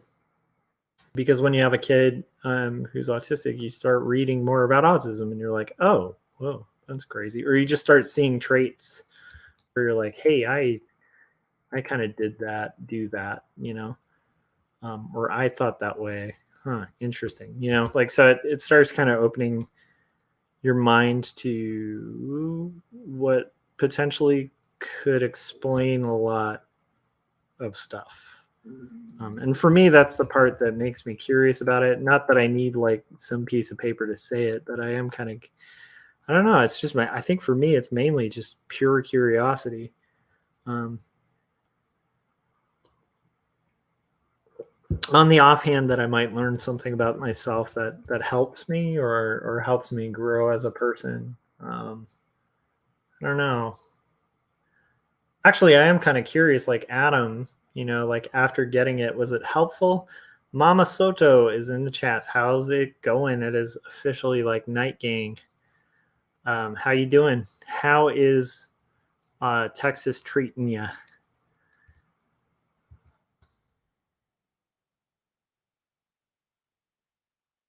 Oh, well, thank you for popping by. Yeah, the stream may be ending shortly, may not. I'm really want to power through this panel as much as I can, but it's like a big crowd scene. So right now, the way I'm gonna kind of psych myself out to stay up and work is just to say, at minimum, I want to do half. So, like if I drew a line, I want to have like this whole section done. That's my goal. At minimum, that's what I want to get done before I call it. Doing all right. Texas keeping me busy. I love it. Jan was saying, ask Josh questions so he'll stay up. Hey, I am down to stay up. What questions do you want to know? Jan, how is your project coming along? I'm kind of curious how that is coming along. How many pages is it, and how many pages do you have done?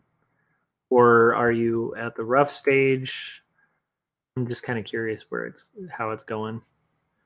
And actually, I have to confess, I haven't watched your art channel in a while. I need to brush up on it. It's been a hot minute since I've checked it out. And actually, for those of you watching this, you should check out Yanimal. It's here. I'll share his comment. So that spelling, which is right there, like Google that. Well, not Google that, but search for that on YouTube and check out Jan's channel because he does really cool vlogs. And actually, seeing one of your vlogs recently kind of inspired me to restart doing my daily like kind of streams where I do things like rant about my dislike for Comicsgate on my drive to work. But like but that's part of why why is the sky blue? This is the unfortunate thing. I used to actually know the answer to that. It had something to do with invisible light. Let me Google that. That's a good one. I actually answered that really efficiently for my kid the other day. So, as sunlight of all colors passes through the air, the blue part causes charged particles to oscillate faster than does the red light. So, more of the sunlight entering the atmosphere is blue than violet, and our eyes are somewhat more sensitive to blue light. So, the sky appears blue. It's like a prism effect. That is so cool. Yeah. Boom, dust particles in the atmosphere. So 30 pages colored for phosphor. Oh, dude, that's epic, Jan. Like, I remember back in the day when you were still kind of roughing it out. That's awesome. Can't believe you're that fall. Elbow cough. I love it. That was effective. Like the problem is I am a really curious person where I will get curious about, like, I am like the type of person who will randomly be like, I remember learning why this thing was this way. That would be a fun rabbit hole to go down. And then like 10 hours later, I'm watching like 20 YouTube videos on you know, refracted light and light particles, and I don't know, just I don't even think light is a particle, but I am, yeah, it's also 1 a.m, so my knowledge of science depletes the later it gets. What is fire?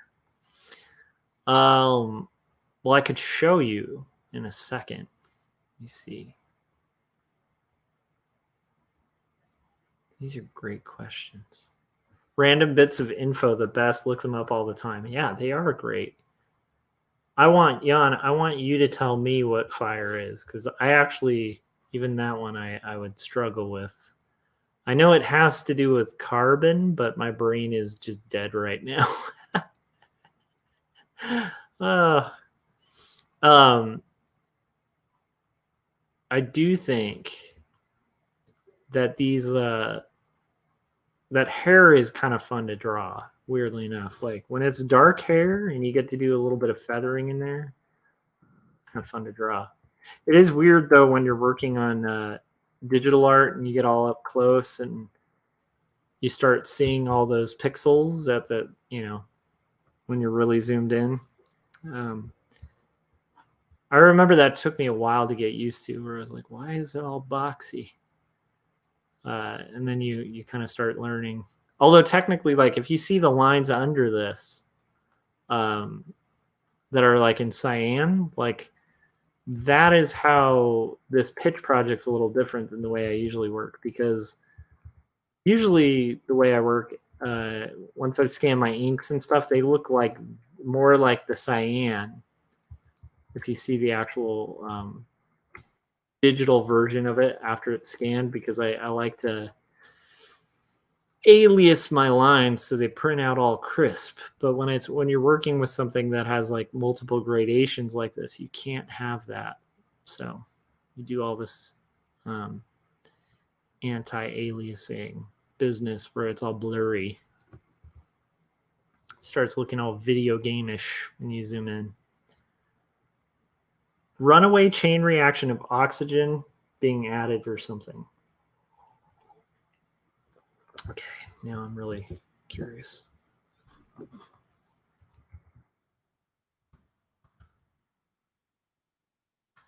Fire is the visible effect of the process of combustion, a chemical reaction, oxygen in the air, and some sort of fuel. Interesting. Okay, that's awesome. I think it's insane that we breathe something that is so fundamental to fire. It's like we're all flames of fire, guys. I will say though, like my brain is waning. I really wanted to power through this panel, but my sleepiness is starting to hit there. Mama Soto, what are you working on? Wait, you were about to go to sleep, right? What are you working on currently though? I am kind of curious. Why is my laser printer printing blank pages? I love these questions. Have you checked your cartridges? Are you sure you have? Wait, laser printers have that like powder stuff, right? Have you checked to make sure that you have ink?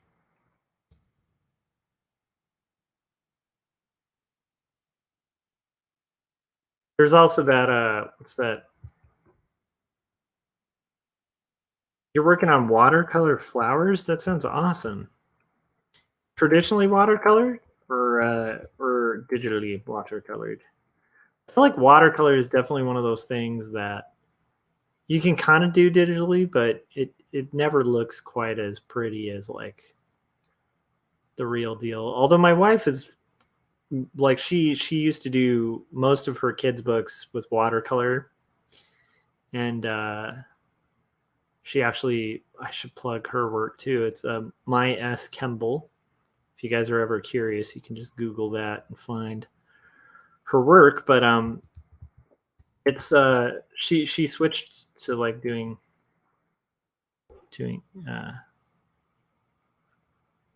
doing digital watercolors, and actually she's kind of managed to match her style, even though she started doing kids books traditionally. Nice for watercolor client logo. That sounds pretty rad. And then yeah, it's not ink related. It would lasers do not dry out. But yeah, I would definitely check out the cartridges, whatever that's called. I'm blanking out. We have where I work uses a big old laser printer, like one of those big commercial ones. And I'm just blanking out on what we call it, but I think it's just like a big thing of pigmented powder, and I'm so sleepy I'm forgetting. But is it really only printing blank? It's interesting.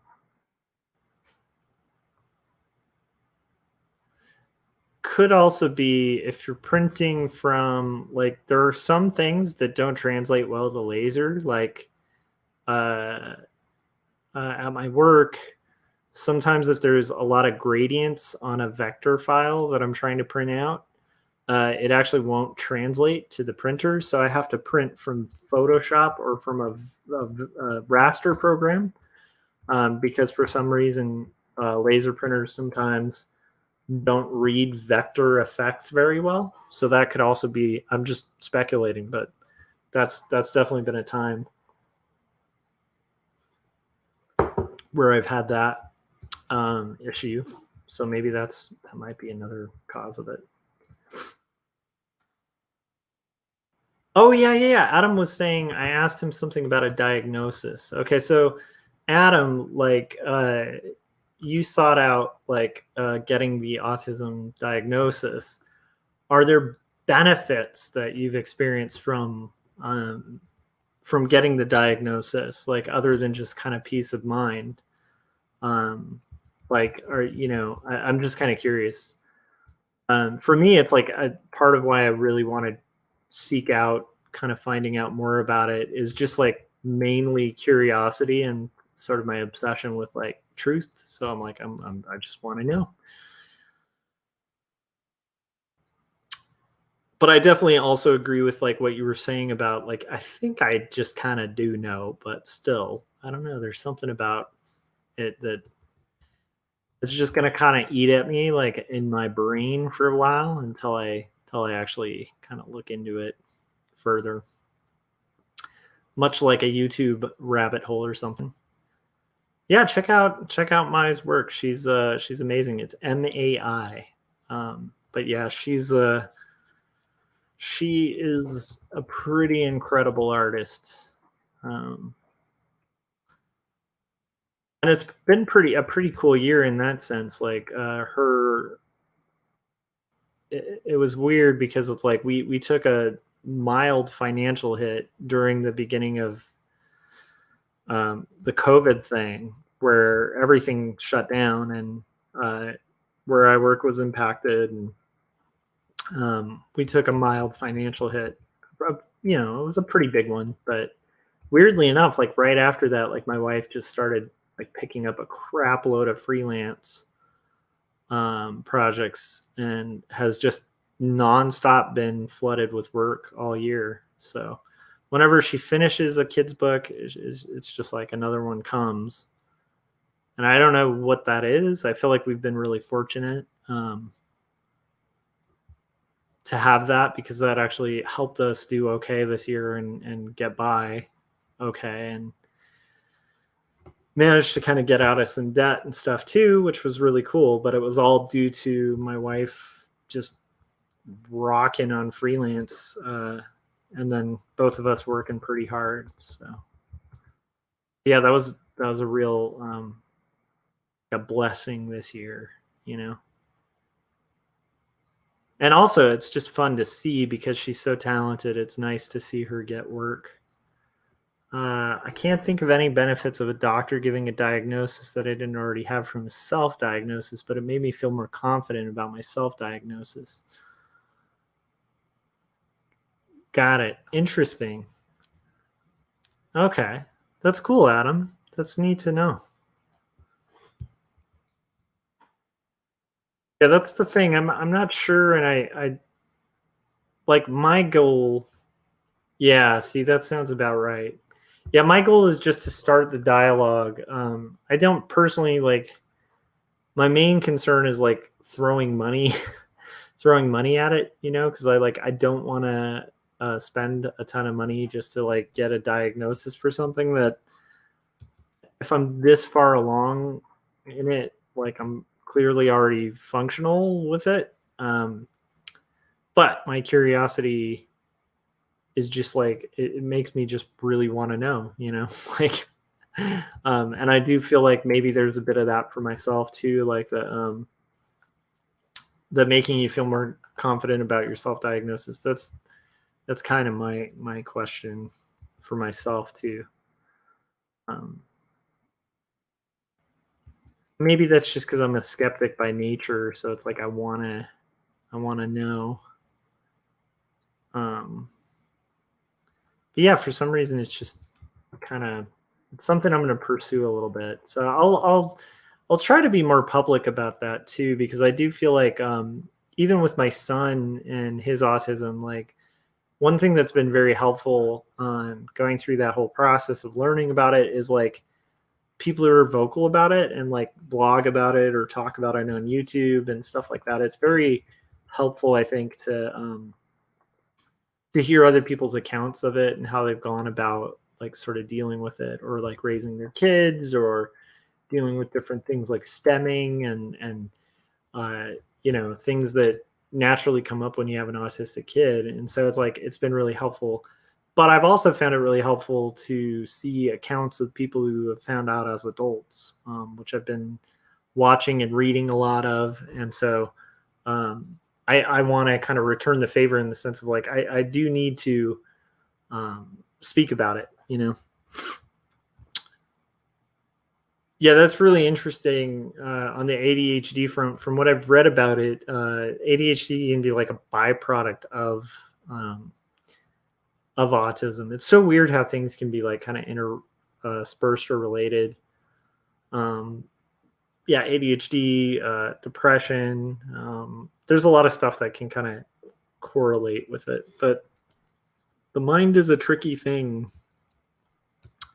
And it's interesting that like we know a ton of science, you know, but it's like even when it comes to matters of the mind, like there still is this like very huge, like we've made massive strides, you know, but there's still just like a vast amount of knowledge that we don't have, you know. I mean, just even thinking about like autism in itself, like we literally like when I was a kid, that just didn't exist, you know, at least on the scale that people are aware of it now. And it's not like it just became like this thing that people suddenly had. It's just like they didn't know, you know, they didn't know what it was that was kind of causing irregularities or whatever. They'd just be like, "Oh, this is just a kid who doesn't talk a lot," you know, or something like that, or it's a kid who like talks way too much or whatever, you know. Yeah, mind is amazing in each body. Yeah, everybody is totally different, and that's the thing. That's why it's like a spectrum, you know. So, um, I'm really curious to find out more about you know my own experience with that. Because it's because like I said, I don't know. I feel like it's something I would want to know more with more certainty, even though I feel really certain about it. You know, I don't know if that makes sense. I also think it'll help me. in like talking to my kid and also talking to people, who know me and stuff, because I can learn more about myself as well. So yeah, everybody's environmental stress, diet factors, etc., are different too. So many things to consider. Yeah, 100%. I'm glad you brought up like stress and diet factors too, because I feel like today, if I dropped the ball on anything, it was exercise. Like I did not do my. I tend to every other day I do this like certain exercise routine, and today I missed it. So that might be another reason to, like, when I get to the halfway point on this, call it, because I would like to do that exercise tomorrow before Artcasters. I'm actually really excited about Artcasters. It should be a good one.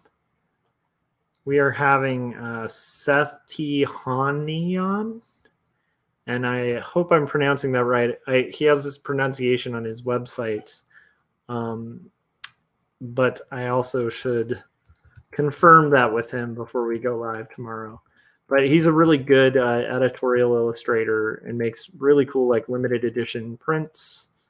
One of my favorites, he did like a illustrated poster of my favorite J.D. Salinger book called Franny and Zoe. And he is really cool and a friend of a friend, and we've followed each other on Facebook for a while. So I'm going to have him on Artcasters tomorrow. And Scott Cirkland is out of town watching a cool thing in out of state. And so Corey Kerr will actually be subbing in and co-hosting Artcasters tomorrow at 9 p.m. Pacific. So if you guys like dig like watching me and Corey kind of shoot the breeze and stuff, you should come and check that out. And also, it should be cool because the topic is editorial illustration, which I did a tiny bit of in my career, but he has definitely, like, I think made the majority of his career out of it, doing editorial illustration. And he's also a cartoonist as well. But it's just, it'll be cool to hear, I think, like how he kind of does his career and makes that work. And also just like a little bit of his story and stuff. I think that's always fascinating. But I don't know if we've had like New Yorker cartoonists on Artcasters, and we've had, guys who worked for Mad Magazine and a lot of different branches of illustration and cartooning and animation, but we haven't had like a ton of editorial guys, and I think that'll be really enlightening and cool because it is a whole realm of art.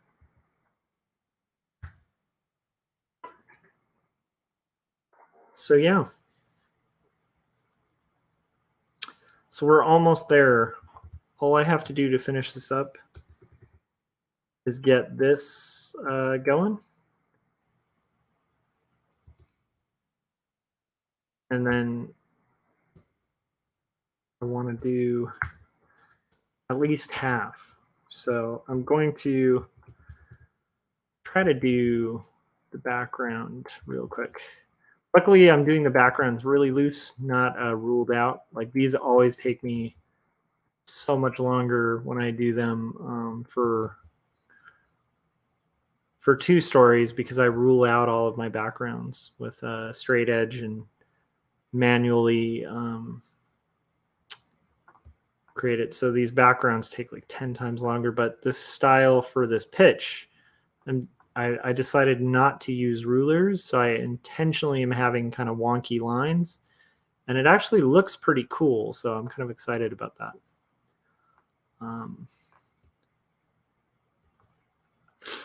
The standards for art quality for editorial cartoons is typically pretty impressive.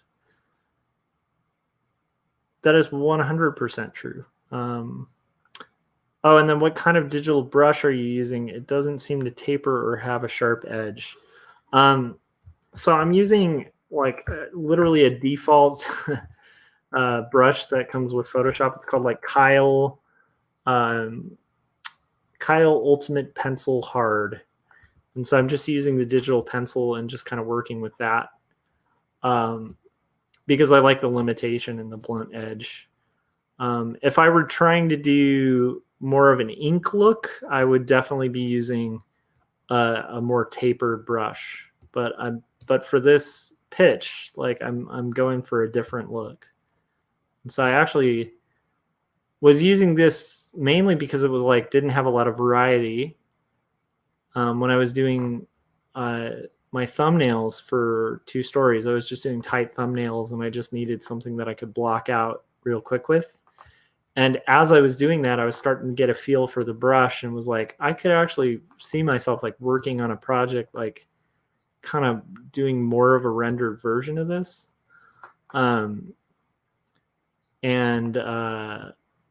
And then this came up where it's like we have this pitch that we're putting out there and we're sending out. And so I was like, I actually have the opportunity to change up the style. It fits the atmosphere and the mood of the story a lot better. So that's why I kind of do it. So yeah, but it's a good, it's a really good brush. I dig it quite a lot. And it's got like a lot of variety to it and stuff. But I also like, I don't have the opacity up on it either because I want that like coquille board kind of vibe to it. Like that's kind of the look I'm emulating.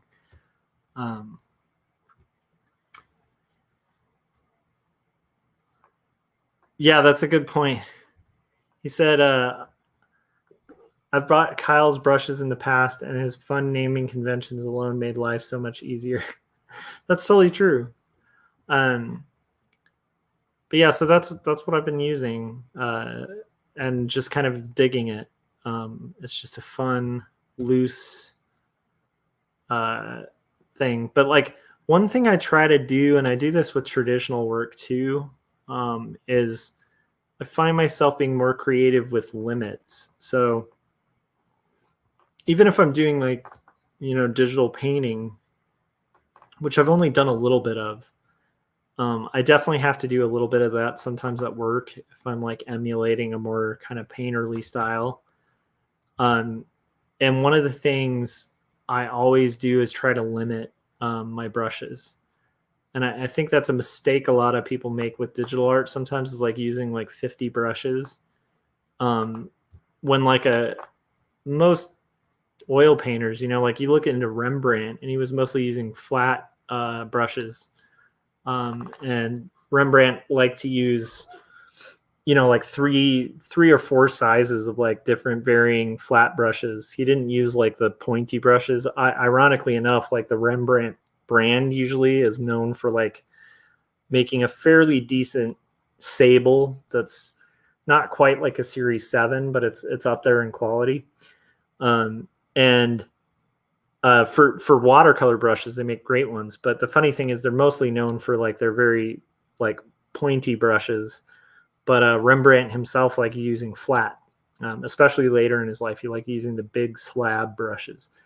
So I feel like if you look at a lot of competent painters, they don't tend to like switch and be like using like a fan or a blending brush. Like they're just kind of using like 1 or 2 brushes, maybe 3, 4. Watercolorists will have like a good mop brush for a big area, and they'll have various brushes, but usually they'll stick to like 2 or 3. And I think there's a reason for that because it's like, if like sometimes too many options is actually bad. So at least for myself, I find that with my art. I feel like if I limit myself to like, hey, I can use these 2 brushes, or I have to make this whole thing with like 1 brush, I end up with a lot of better work. I don't know if that makes sense. Rambling. But I do miss working traditionally. I'm really excited about when I'm done with this, getting further along on book 2, so I can start getting to like some of the more traditional stuff. Because I will say, like working digitally is fun, but there is nothing that beats Like, I don't know. I really enjoy traditional inking. It's just one of my favorite things on the planet to do. Are there any specific brushes you like to use, Jan? Like, I'm kind of curious, like what, and if I were like, to kind of be switching up and start more digital painting, like, do you have any recommendations?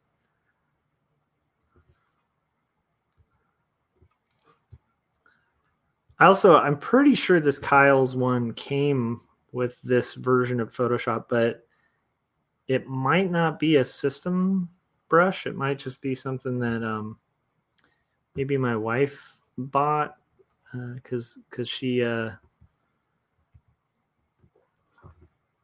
definitely has bought quite a few digital brushes because she does a lot of digital painting for her kids' books and stuff.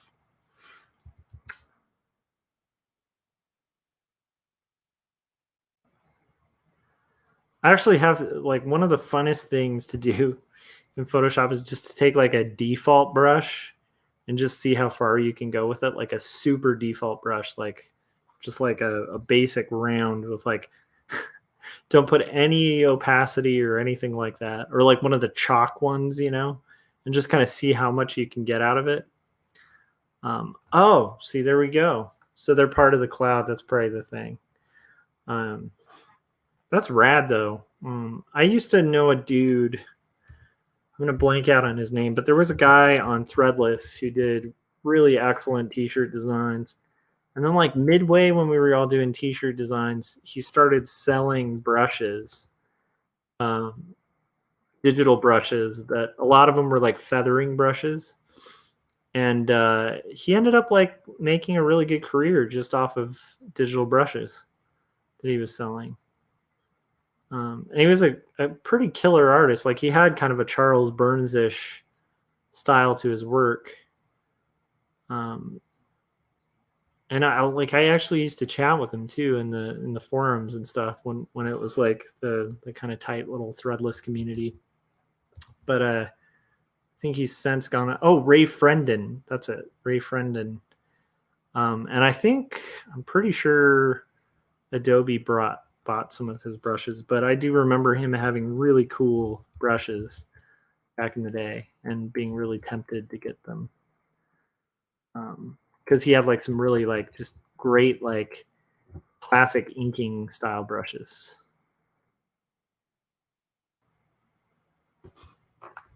Let's see here.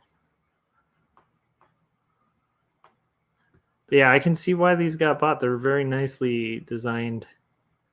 Like this feels very much like, to me, it just reminds me of using like a black Prismacolor on Coquille board, which is like this weird bumpy paper back in the day that artists used to buy to mimic stippling without having to like sit there with ink just dotting stuff for 10 hours. You could just get a black Prisma Coquille board and then just finely render, and everything would come out as like stippled dots, but it was like a quick way to do stippling that didn't require just like sitting there with an ink pen for 10 hours just going dot, dot, dot, dot, dot, dot. And this reminds me a lot. It feels to me like the way I'm approaching it, I'm trying to approach it like I would approach, working in Coquille with but then the beauty of doing digital is you can do stuff like this without having to like create a layer mask or something. So there are so many advantages to working digitally.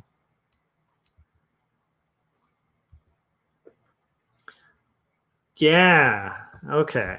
So Jan said there's few brushes he uses nowadays. I'm relearning which ones I like in Procreate. Yeah, I still need to mess with Procreate. I'm going to be one of those like late adopters. So by the time everybody's using Procreate, I'll be like the guy using Quark back in the day. When everything went to InDesign. Be like, where did everyone go? Because I do think at some point I'm going to have to bite the bullet and get into the whole iPad Pro thing. And by the time I do, I'll be all pumped about it. It's like, going to be similar to like when I started exercising and I got all excited about it because I'm like, hey, this actually works. Like, because I've been a scrawny dude who did not touch exercise for like most of my life. So by the time I'm all excited about it, I had just like most of my friends are just like, yeah, dude, like that's just kind of what you do. And it's like, but to me, it's like this thing I'm all excited about, and it's like so new to me. I'll be like that guy with the iPad Pro, and I'll just be like, have you guys tried this like iPad Pro? And everybody will be working on their iPad brain implant or something where they just think creative things and they happen without any execution at all. And I'll be like sitting there being like, have you guys tried this like Apple Pencil?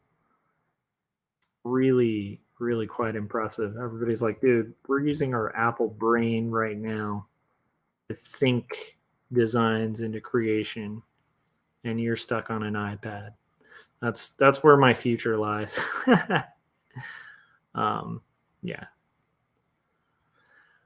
All right, we are almost there, you guys. It's been a good 2.5 hours. I think I'm gonna wrap this after I'm done with this this part, but I did promise I'd get to that line, so I'm gonna get to that line first. But as I'm getting to it, I will say Corey, who was participating in half the more than half the stream, and brought the dystopian awesome vibes, can be found at CoreyKerr.com. So make sure you like check out and subscribe to him. I think he has a larger subscriber count than I do, so I'm imagining most of you guys are already following Corey. And then just wanted to say thanks to everybody in the chats, and just like it's super fun to do these streams and kind of hang out with people, and know that we're all kind of being creative and doing stuff, doing art at like odd hours. I don't know, Jan, is it like, it's probably not a weird, I don't know. I wonder if it's like as weird of a time for you as it is for me, because right now it's like 2 a.m. And I was just realizing like you may not actually be here. It may not even be night for you. So, but I do appreciate Jan, Adam, Mama Soto, like Frank, who was in earlier, like just basically everybody who came by and hung out in the chats. And I appreciate you guys keeping me company so I could finish half of a panel. I didn't get fully there, but I got halfway there. I appreciate you guys. Yeah, Jan's like living in a sane world where it's 5 p.m. See, that's the way to do it. That is the way to do it. All right. So thanks to everybody who showed up in the chats and watched this. If you haven't yet, I highly encourage you guys to check out 2 Stories, book 1, which you can get on Amazon for a really discounted rate. If you're outside of the country and you can't get it from Amazon, there's like a million other retailers online that you can order it through. So I'd recommend check out my website. Also, you can look on Marcosia Enterprises website, and they will have links to like all the different book retailers that sell it. Or you can also request it from like a local indie-friendly shop. But I would recommend using Amazon if you can, because Prime, free shipping, all that fun stuff. I think most of you guys already probably own it, but I recommend the book. And I hope you guys all have a successful art day, and I will see you guys on the next stream, hopefully. So thanks, and goodbye.